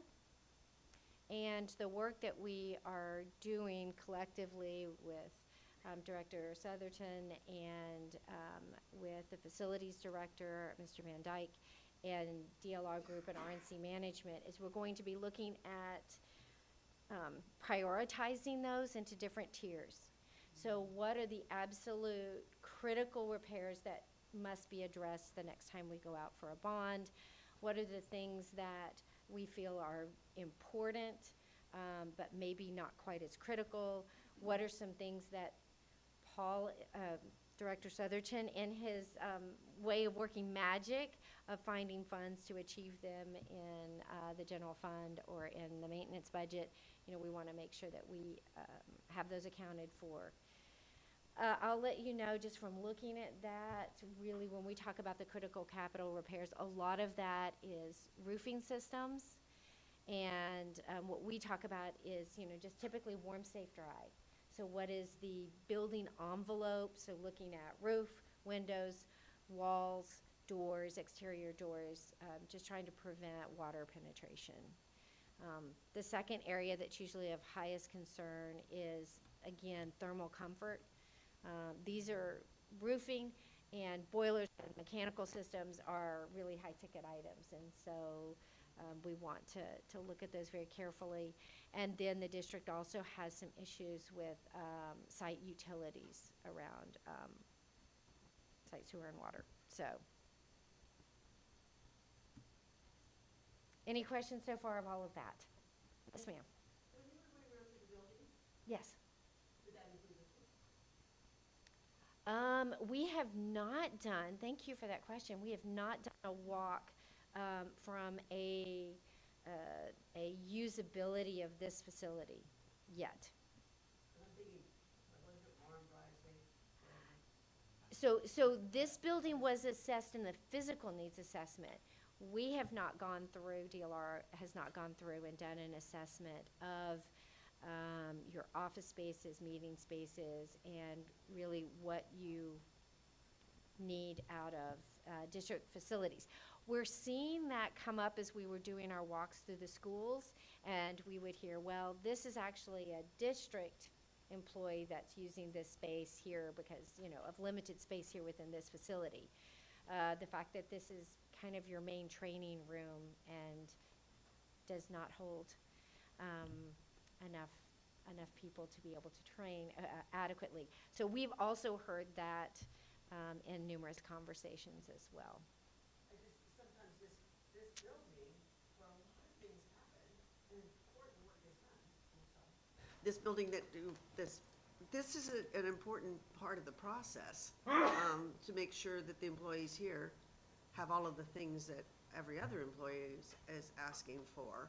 So I just would be encouraging us to include this building in what needs to be done here. If it's not done here, where does it get done? And we've had those conversations about going to other places because we don't have space to do things. So anyway. Yes, and we have heard some of those conversations, comments, and requests. Perfect. Okay, thank you. Okay? Excuse me. With the facilities assessment, can we get that document of just like the rundown of review? Yes, we can send that on. If you haven't received, like for instance, the educational summit document, we can send that to you. And as we're preparing the educational adequacy document and the costing information. Is that like the spreadsheet of this item was Yes. reported, this is how much it costs? It's within, Great. Yes, thank you. within the overall packet. It's a 100-plus page packet that we can share with you all. Okay, great. We've been adding some of those documents to our webpage for this process as well along the way. The product that came out of the educational summit is now on the webpage as well. So that's something that we'll do, but I can share relevant ones with you, and I'll work with Karen to get those. Absolutely.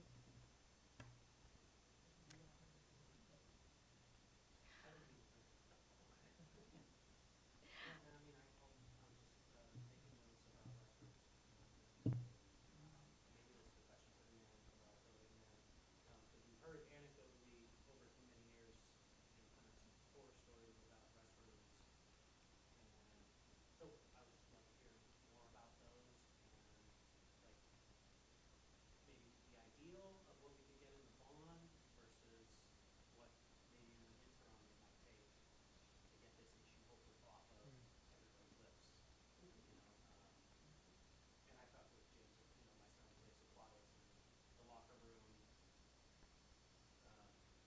I've heard other things about the locker rooms being not up to snuff, especially with something that's public facing when we have the pool open in the summer. It would really be great with student hygiene and encouraging them to shower and actually sit in. So I understand we can't maybe get into the ideal, but I'd love to see us go where it's not being complained about. Yes.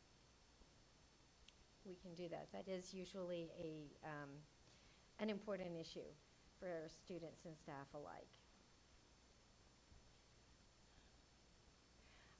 So quickly, I just was going to let you know, kind of give you the highlights of what we're looking at for the Facilities Advisory Committee.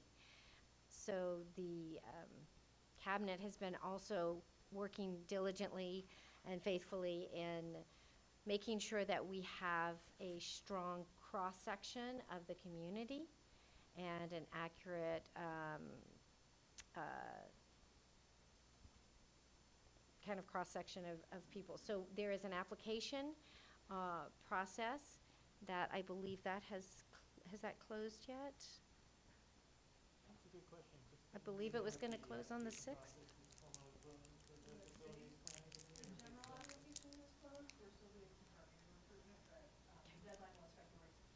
Okay, that's what I thought. So I think that has gone really well, and so we're very excited about really getting, like I said, a great mix of representation on that. We are planning on starting that March 5th, is workshop 1.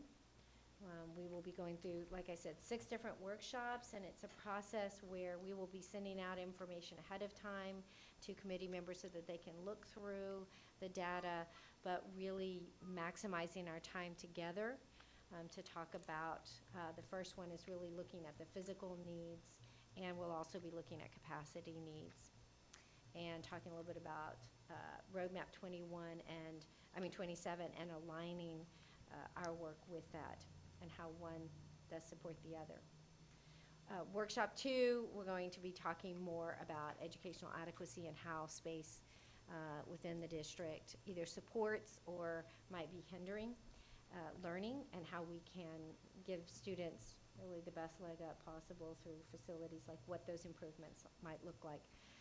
At the same time, we are also going to be looking at issues of bond capacity and the impacts of bond measures and how funding takes place, why this isn't covered on a general operating budget, given the magnitude of what facility improvements are like. So we are going to be doing that work so that people understand kind of right-sizing expectations, especially in the short term. And then, like I said, we're also going to be looking at this long term, because we want to make sure that any improvements that we might recommend in the short term fit within the larger vision. You wouldn't want to go in and replace, and this is not what I see happening, but replace a mechanical system with a 50-year, kind of system if you plan on doing major improvements or replacement of a facility in 10 years, that kind of thing. Then we go through the rest of the workshop process. So there is one per month, and then by workshop 3, we do brainstorming. So we really do listen to everyone there that is coming to the workshops, and their ideas and vision for what they think should happen. And so it is, we facilitate, but it is very much a partnership and collaboration experience. And then as we go through the process, we keep kind of honing in. We get feedback from the committee, and then we come back with some options or what that plan could look like and what the pros and cons are, and narrow it down to the final workshop. So again, like I said, 3 in the spring, possibly a 4th, but 3 in the spring and 3 in the fall, with some opportunities afterwards in the fall to start doing some wider community engagement. By then, we will have more information about what's being considered and get feedback from the larger community. Then we take that back at workshop 5 to the facilities committee, and we have this opportunity to make adjustments and then go back out to the community and show how their input has impacted and affected the final recommendation. So hoping we should be able to get to a final, be able to present to you in December, January timeframe of what that plan is what our intention at this moment. Questions about that process? I realized I was starting to go deep into it because I love it, and then I'm like, oh, we probably don't need to go that deep right now. I will say that going through the 2016 bond process and then going through the 2020 bond process, the difference for us, or as I felt it, as part of the bond committee, was the right sizing of expectations and having the opportunity for people to come together, review all of the needs that we have, and then be asked that hard question, where, with limited funds and expectations managed, where can we go to get, the best bang for our buck, or meet the needs that continue to get complaints about, as Director Lynn mentioned. But that process was so powerful because we had differences of opinions deeply felt from the 2016 process that got, what's the word, Director Lynn, or say the word, Arun? That was the word that I can't say for anything, but it really, really helped us because everybody's voice was heard. Everybody had the opportunity to hear and reflect. And we saw people change their minds about priorities. And that was huge and did a whole lot for the Yes for Centennial Schools Bond Committee to be able to go out and say with truth, this is what our community is telling us, this is what's going to be important, and this is going to make the greatest difference in our schools. So I'm just glad that you're on board, that we're going to be doing it again, because I think it's going to set that same committee up really well to go out and continue to have those conversations, and those community partners of ours to be out there supporting us as well, because they have ownership of the process. So I would just appreciate that, and I've said enough. Directors, other questions or statements? Just a lot of information, so just taking it all in. I'm planning on participating as a board member in some of these advisory committees, so I look forward to seeing this all play out. Fantastic. Thank you. I think the last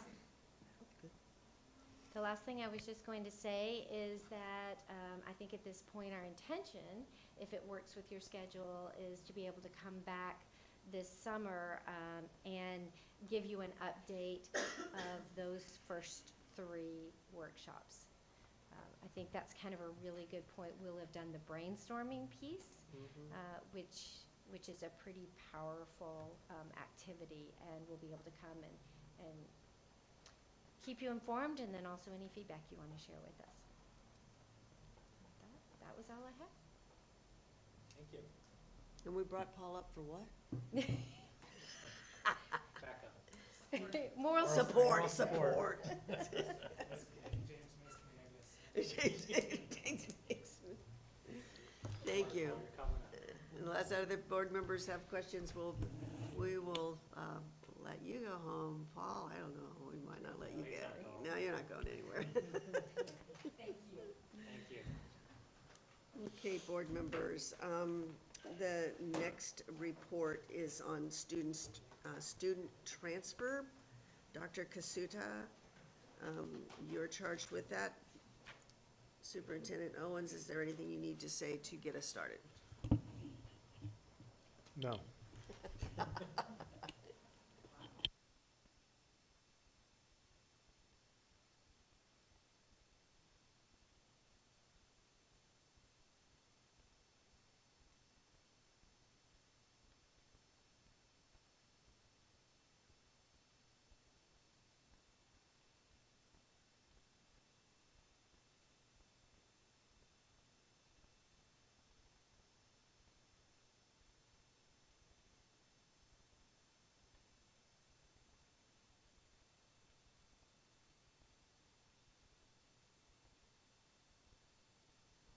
To start, I want to acknowledge Angie Colantino. She would normally be with me here tonight to co-present. She can't be. She works here in the district office and facilitates the district transfer processes, which involves communicating and coordinating with our schools, other districts, parents, and guardians who request transfers. All right. There are 2 different kinds of transfers. Intra-transfers between schools in our district, and inter-district transfers into the district and out of the district. I'm going to start with the more straightforward of the 2 kinds of transfers within our district. Students who currently live within the Centennial School District boundaries may request to attend another elementary or middle school within our district. These decisions are typically not made until late August, about the time that schools have been able to confirm enrollment for the school year. The following conditions are considered with these transfer requests: whether or not we have adequate space and staff availability at the appropriate grade level. Parent must be able to provide transportation to and from school for the student if they're requesting a transfer out of their school area.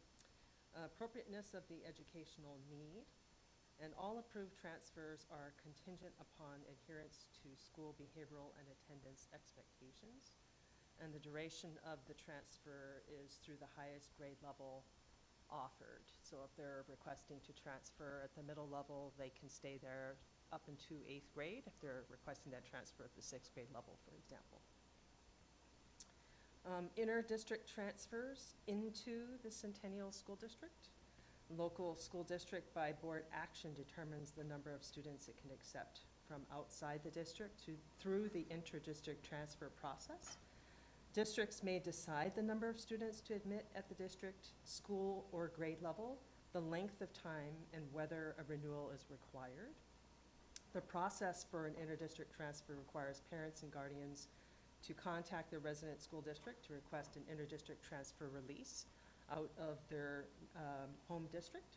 That release serves as an application into the Centennial School District, and no additional paperwork is needed from the family or the sending district in the case.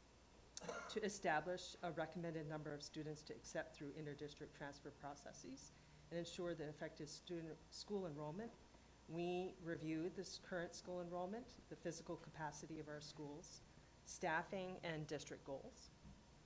Our recommendation to the board for the 2026-27 school year is to allow 195 non-resident students to transfer into the district, and that we continue to monitor school and grade enrollment, transfer numbers to maintain effective programming. If more students apply, then allotted spaces are available. A lottery will be held after the August deadline you see projected here. For inter-district transfers out of the Centennial School District, a limited number of students are granted an inter-district transfer out of the district based on Oregon statutes and school board decisions.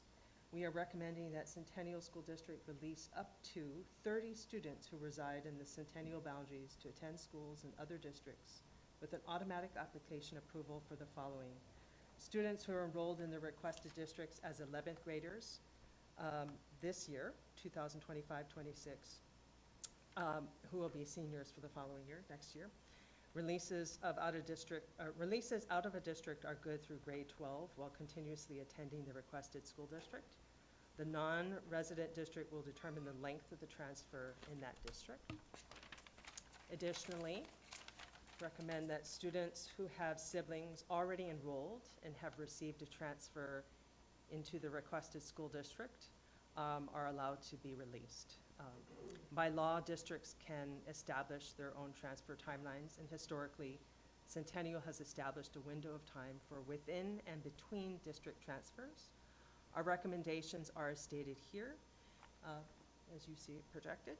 This timeline mirrors the timeline we've had in place for the last 4 years or so, and maybe even beyond that, but 4 years of my time here in Centennial. Are there any questions so far? No? Yep. Talk more about 30 releasing students. Yeah, absolutely. And so this has been a number we've identified, releasing students out of the year, and we can actually establish that cap at the board level. And one of the things that allows us to hold to that cap is we have some alternative placements here that, excuse me, no.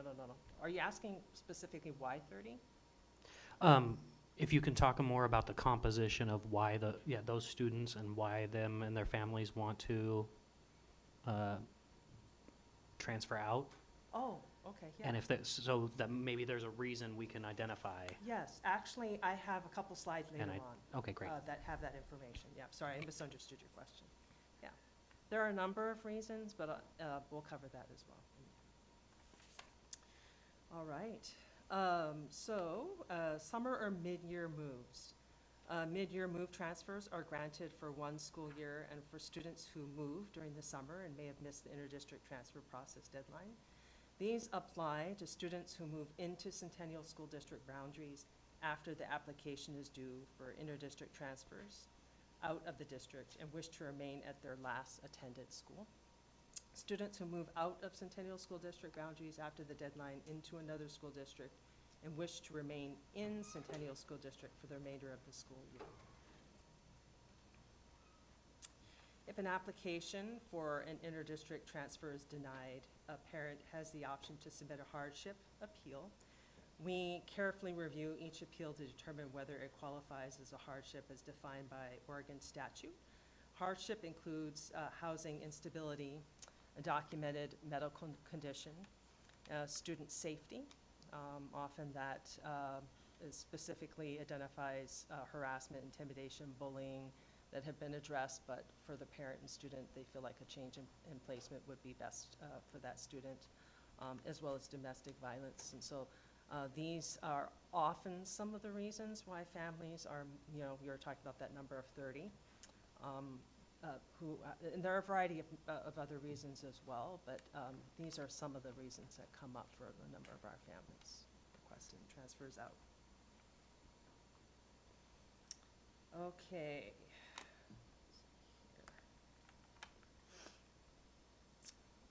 I will show a brief overview of district enrollment patterns in these next two slides.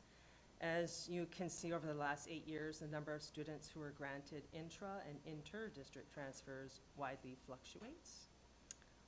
The in-district transfers have remained steady in comparison to last year. Inter-district into the district has remained steady at about 60 for the last 4 years, and inter-district out of the district has increased by 16 students. And my next slide will show even a little bit more detail in terms of the why. So you see, it's critical for the district to monitor the in and out of district transfers, given the funding model for Oregon schools, which is allocated on a per pupil basis, right? So for the 2025-26 school year, we saw an increase in approved transfers out of Centennial due to the reasons as we've outlined here. Last year, the board approved for this school year the release of students who would be seniors to remain in their home district, which would not be Centennial, even if they moved in the Centennial school boundary. So we automatically grant those. And this year, we had 15. In comparison to last year, we had 3. So that right there makes the bulk or consists of the bulk of the difference between last school year, which was 101 students transferring out, and this year's 117, right? So you're seeing here 32 siblings. We automatically grant those, understandably concerning the hardship on families having to transport or consider students going to different school districts. Last year, we granted 17 of those, right? 25 language immersion this year, previous year 24. We've stuck to our 30 in the lottery, and then 15 hardships, which is what I projected earlier in terms of some of the reasons why families are appealing or transfers out of the district is often a hardship, right? So we consider their appeal, the content of their appeal, and we granted 15 hardships this year as opposed to last year, 27. Are there any questions about those? Language immersion, is this attending schools that have language immersion Attending programs? districts that have language immersion, of which we do not. Okay. Yeah, thanks. I'd like to ask a question about that as well. Sure. Maybe this is a budget question, and maybe this is out of the scope of this, but if we cut the 25 language immersion and the 30 lottery, wouldn't that pay for some potentially like some language instructors if we had 55 extra enrollment? Language immersion is what we're describing here is actually a comprehensive program.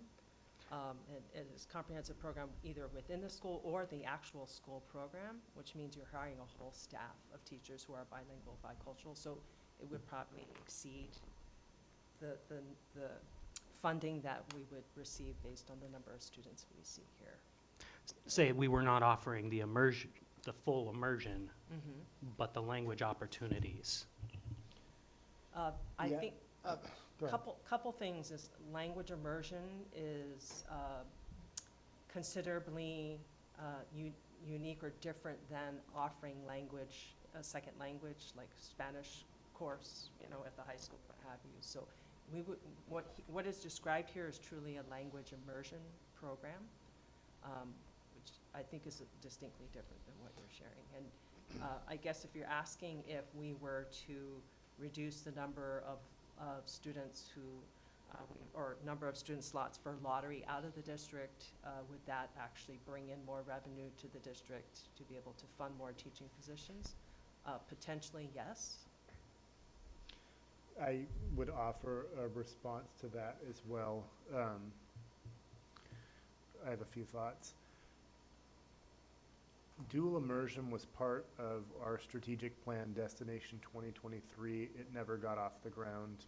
Part of that was just the pandemic hit before we could look at it. And then when we kind of regathered ourselves and reassessed with Roadmap 27, that was something we took a hard look at in terms of whether we would have a dual immersion program that we would stand up. What that could look like is taking an elementary school and reformatting it to be a dual immersion setting where you have maybe half of your students taking mainstream classes and you have the other half of the students taking an immersion course or immersion track. That's how I've heard. Others might have more insight as to what that looks like. The reason, and there was a lot of tough conversation about that we didn't go that direction was because of the amount of administrative bandwidth it would take to concentrate specifically on that aspect. When you see the, frankly, dismal scores that we have in literacy and other subjects across the district, we wanted to kind of double down on the core academics rather than split our bandwidth that way. As it relates to the language immersion that's here on the screen, and it would be nice if Angie was here because she could speak to the individual, because she sees all the requests that come across. But I also have managed that process for 5 years before I was in this role. A lot of the language immersion requests that we've received, and I don't know if this looks different now, have been for Russian immersion that Portland Public offers. So it's like a specific offering in a Portland Public School District. What I would say is if we were to offer a dual language immersion program, I don't want to predict what the language would be, but it probably wouldn't be Russian. I don't know that. So it wouldn't necessarily accommodate the interest that's expressed with that particular. But to your broader question in terms of, let's say you took the 25 off because of language immersion, you took the 30 off because of the lottery and just cut off the lottery. I'll add another piece, and this is, again, probably a response that's more than you bargained for, but I have a lot of thoughts on it, is another concept that wasn't discussed, and it's gotten cut off the presentation over the last few years because it's become a little bit outdated, is that there used to be an open enrollment process that was sunset 5 or 6 years ago. And so in addition to this transfer process that you see here, you had a 1 month kind of open enrollment process. Think about sports and free agency or like the transfer portal in college sports.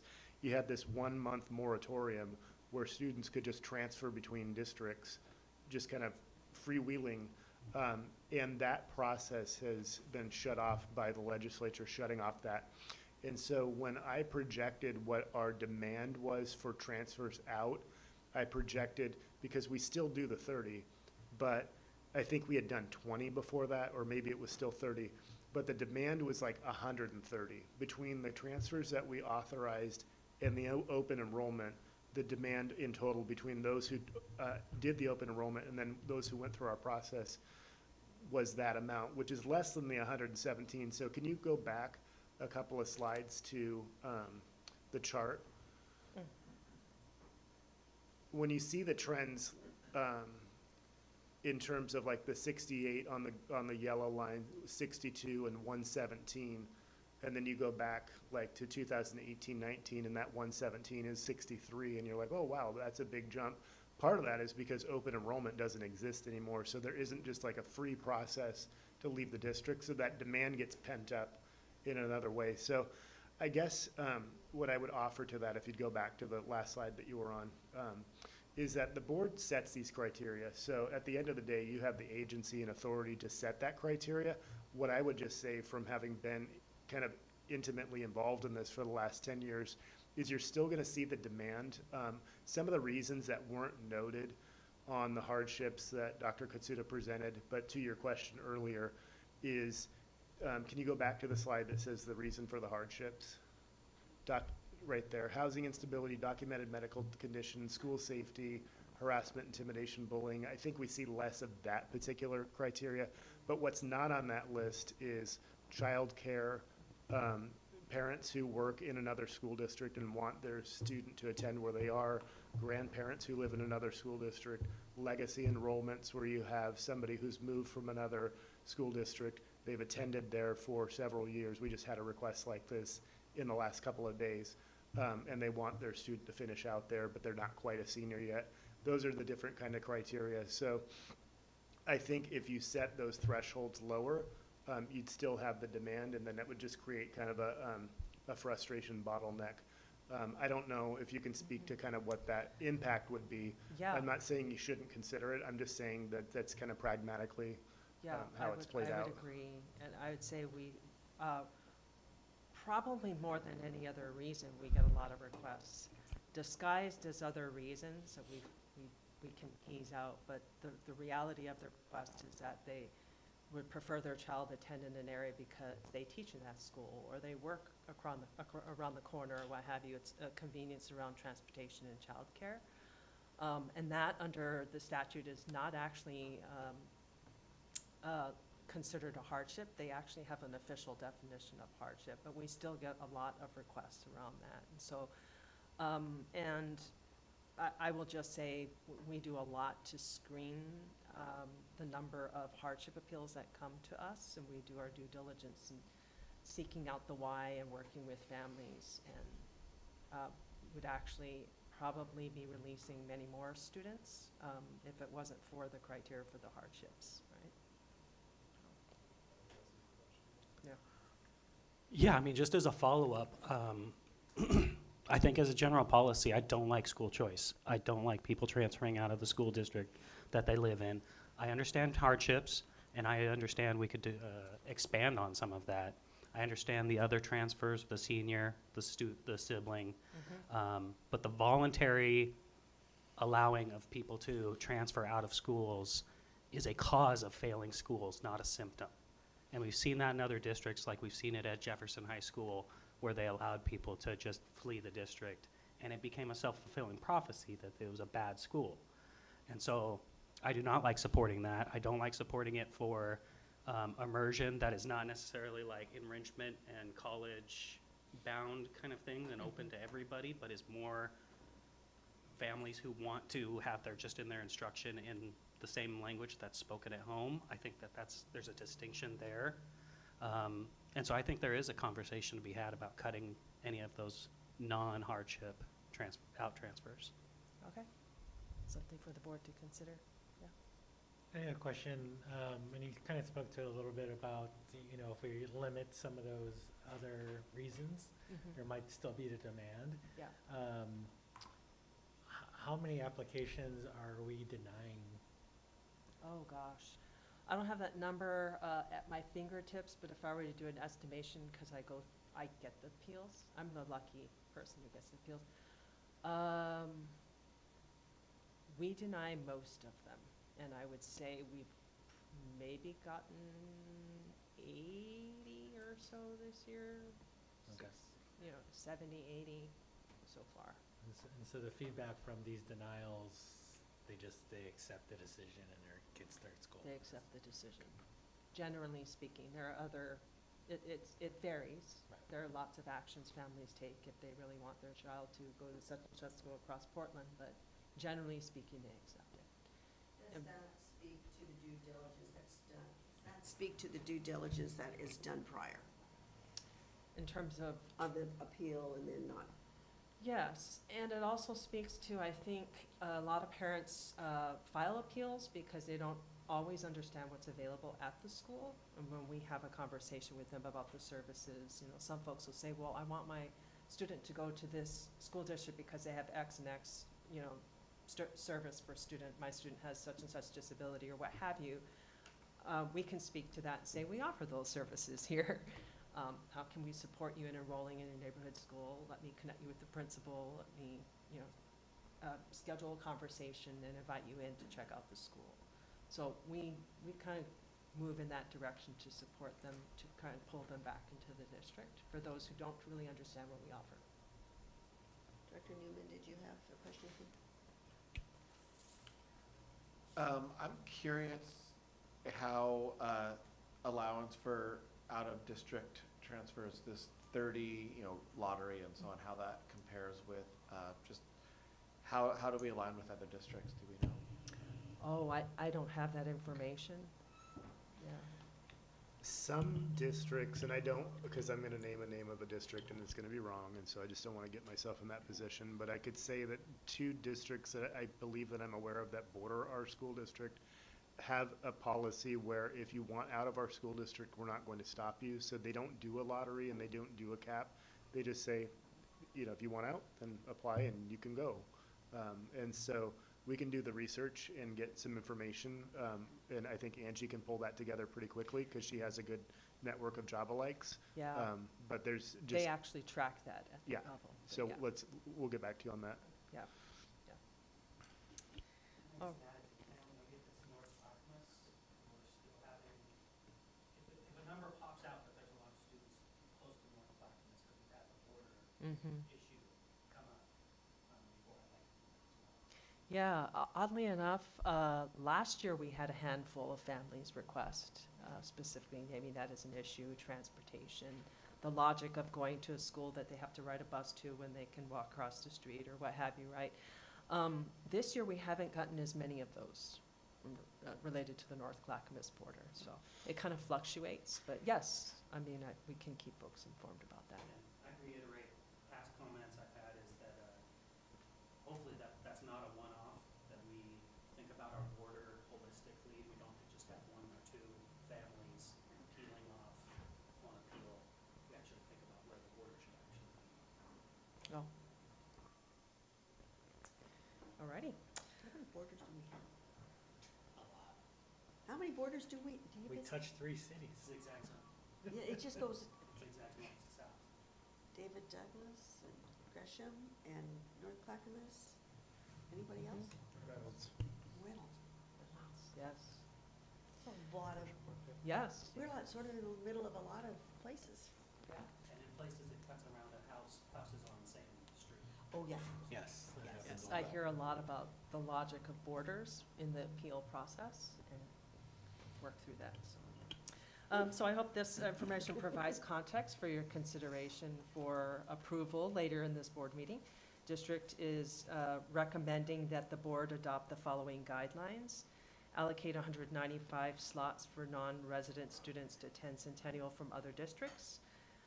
Length of transfer, a student approved for transfer into Centennial will be approved to attend through the highest offered grade at the requested schools with the option to continue based on space availability. For example, 8th grade for CMS or 12th grade for the high school. It is recommended that the board approve 30 inter-district transfer slots for students requesting to transfer out of the district between May 11th and June 19th, 2026. If we receive more than 30 out-of-district transfer requests, a lottery will be held after Friday, June 26, 2026. In addition to the 30 transfer slots noted above, it is recommended that the board approve allowing students who meet the following qualifications to be released out of the districts. Students who will have siblings, enrolled in the requested district next year. Students who were enrolled in the requested district as an 11th grader in the 2025-26 school year. Immersion programs and programs not offered in Centennial at the discretion of administration. That concludes my informational presentation. Board members, in light of the flexibility of our agenda, could we have a motion to approve the recommendations as presented for transfer limits for 26-27? I move to adopt the recommended transfers in and out of district as presented. Do I have a second? Second. Okay, it's been moved and seconded to affirm the direction of, and the presentation, and the board note actually is what you were referring to. All those in favor indicate by saying aye. Aye. Any opposed? Same sign. Okay, thank you. Thank you for that flexibility, board members. That was helpful in managing our time tonight. It is 9:45. Board members, do I have a motion to approve the confirmation items as listed. I move that we approve the confirmation items listed on the agenda. Do I have a second? Second? There's been motion and seconded to approve the confirmation items as listed. All those in favor indicate by saying aye. Aye. Aye. Any opposed? Thank you. Confirmation items have been accepted. We did have a change that we mentioned earlier in our agenda to take action on the previous executive session. There will be 2 questions. They will be posed to you as individual board members after reading a particular statement about the executive session. So it'll be 2 separate votes. The board met pursuant to ORS 192.660, subsection 2, subsection D, to consider the dismissal of probationary teacher Silas Hasrick. The board member vote will be either yes to support the recommendation to dismiss or no, not to support the dismissal. I'm going to do a roll call vote. I'll start over here with Director Newman. Yes. Director Morin. Yes. Director Lynn. Yes. Director Shields. Yes. Thank you. That's 4 affirmative votes. The second piece of our executive session, the board met pursuant to ORS 192.660, subsection.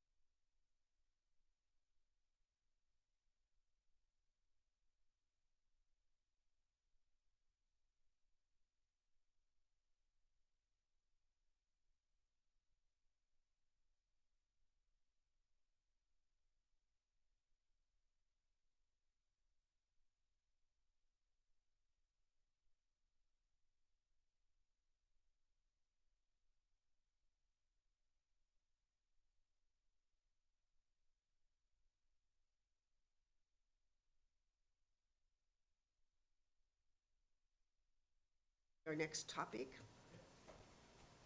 And thank you, board members, for hanging in. And if you need caffeine, I assume the pot still has some.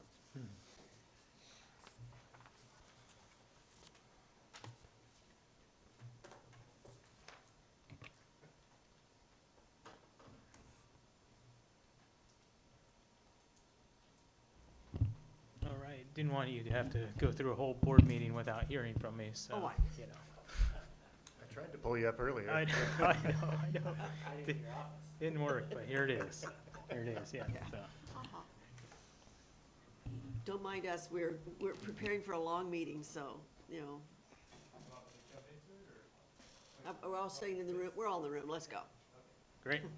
So this is just a new business item. It's just for information at this point in time, no action to be taken. This is follow-up on the presentation from the last meeting from Piper Sander discussing the possibility to do a partial refunding of the general obligation bonds that the district has outstanding. So just to go over what is a refunding. So in this case, a refunding would be a partial early payoff of existing debt.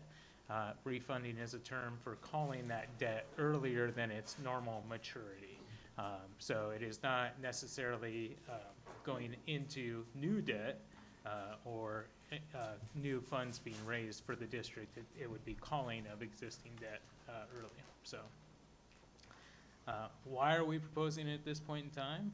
The board originally planned a step down or mill rate change for 2028 with the plan of seeking approval for a continuation bond. A continuation bond is the opportunity to go out to the public and consider passing another bond with not having an increase in the mill rate because one bond would be paid off or there would be a step down in the mill rate. And so you could continue the same levy but pass a new bond at that point in time. The timing requires that measure to be on the ballot on November 26th or May 27th, which is much sooner than we previously understand, a year sooner than we previously understood. This is because it needs to be passed and approved by voters, you need to set the tax rates, and then you need to start collecting before that fiscal year actually begins. So I'll own that on my side of just, I misread the timing on it. So we're not gonna be able to, we would have to scramble, and our community, that conversation's not been had with the community. We're in the middle of long-range facility planning at this point in time, and so it would be premature to consider putting that on the ballot based on this timeline. So a refunding would move future payments forward. So again, it's not the issuance or it's not the receipt of new money. It would delay the step down, and it would allow for the continuation bond to be considered by this body in 2028 or 2029, allowing for ample time for us to do long-range facility planning. As Chair Shields, you identified, there needs to be above the line and below the line prioritized, because there's always going to be more need than a potential bond step down would fund. It's an opportunity to have a conversation with the community about what should be the mill rate and what should our schools look like and what would they support. And so that just requires the time that it requires to have a thoughtful approach. And so by refunding this, it keeps our mill rate steady with what we told voters when the 2020 bond was passed. So continues that implied, although not a promise, and that implied commitment that we would not go above that 119, but still maintains that 119 levy rate and doesn't drop it down while we're having that conversation with the community and while we're planning that potential future continuation bond. Transparently, it's much more difficult to pass a bond if there's an increase in the levy. So if we don't do a refunding, we will have that step down in 2028 because a new bond would not be passed, our levy rate would drop, and then if this body decided to put a bond measure on the ballot, it would be looked at as an increase in taxation rather than the same taxation that they're paying today, that they've paid the last several years, that they're forecasted to pay, going forward. And just transparently, that's much more difficult for school districts to pass. So having timing impact your levy rate is a big issue for the district. Historically, it happened to us in the past. We had a mill rate that was over $2 per thousand of assessed value. We didn't pass a bond in 2012, 2013. We couldn't pass it again in 2016, 2018. 2020, it passed when the full remaining bond had dropped off and it was going to zero, but we went out to our community and said, hey, for the same amount that you've been paying, you can pass a new bond. Otherwise known as a continuation bond, not an increase in mill rate, and it was approved for the first time in 20 years. So that's just the power of being able to go to the community and say, your taxes will not increase, we're continuing at the same level, and you'd be able to approve this bond. So what a refunding is not, so just completely transparent, this is not raising the total debt of the district, right? This is not exceeding the mill rate that we've shared with our voters. It's not raising new capital funds, and importantly, it's not diverting any funds from operations. It's not taking funds from the general fund to pay down the debt or anything like that. It is just impacting the mill rate that we would be carrying forward, and that would be staying again at the same as it is this year in similar area that we've been presenting to our community throughout this time. So I know in this, we're talking a lot right now about operations and staffing levels, and we're passing the annual budget. I just want to be really clear, it's not taking any of the operational funds to pay down debt. Additional consideration, so the levy is currently slightly below the forecasted amount that we told voters. So we are very much on par with what we represented to voters in the 2020, and this would stay with that $1.19 and not exceed it.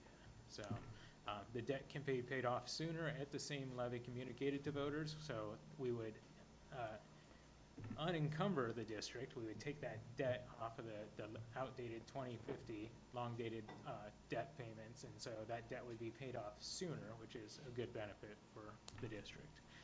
It creates flexibility for the board to consider when you all would like to go out for bond again.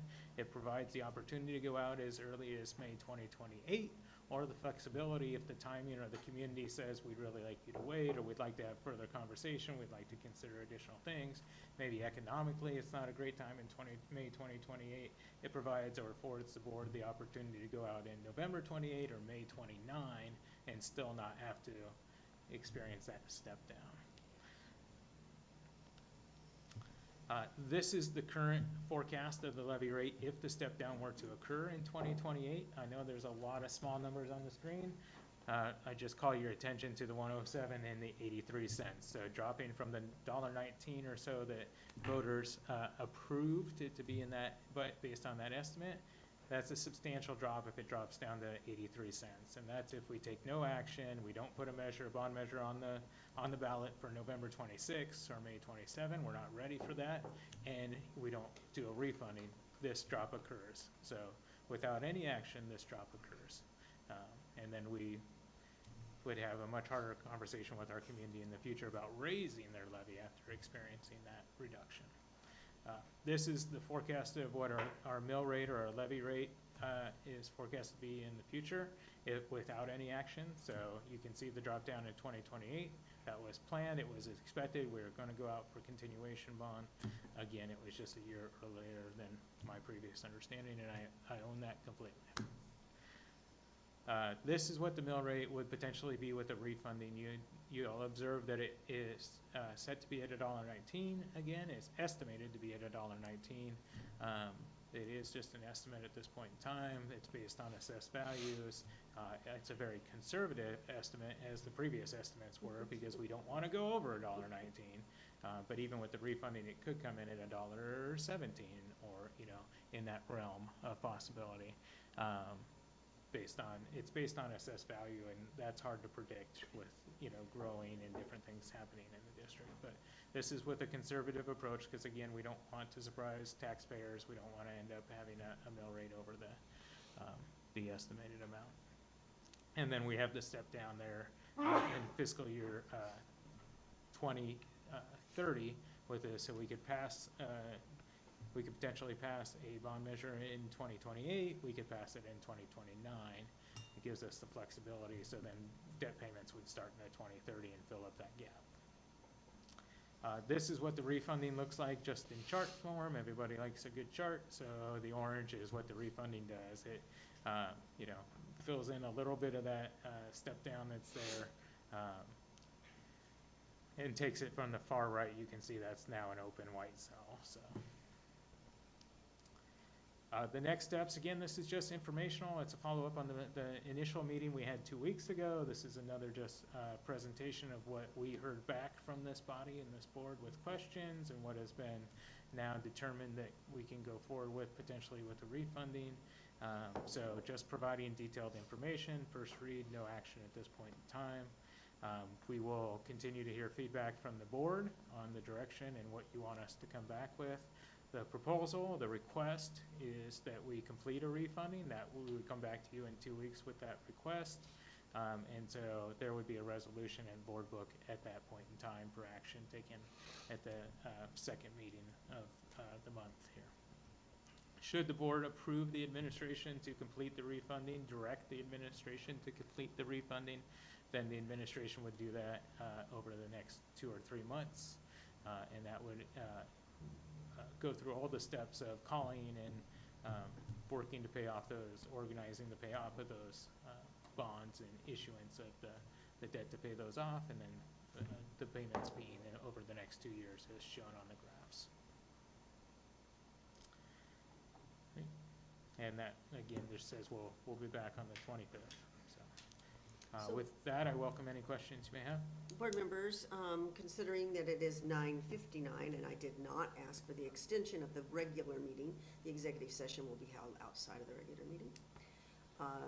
We do have 2 weeks to get questions to you, I understand, and any other kind of concerns that we want to have, or individual information we'd like to have. So anything like, you got to ask it now? I'll send it to you via email. It's not present. You're good? Okay. All right. Thank you. Woo-hoo. So, Superintendent Owens, we are setting aside the rest of the items until our next meeting. Yeah, I know, it's too close. But before we do that, future agenda items, I believe? The new, the old business that you referenced, moving it forward, the annual audit findings, I believe, Director Southerton, we're good on that. And maybe another policy or two first read. Board members, anything before we adjourn? Thank you for your consideration, and we are adjourned, 10 p.m.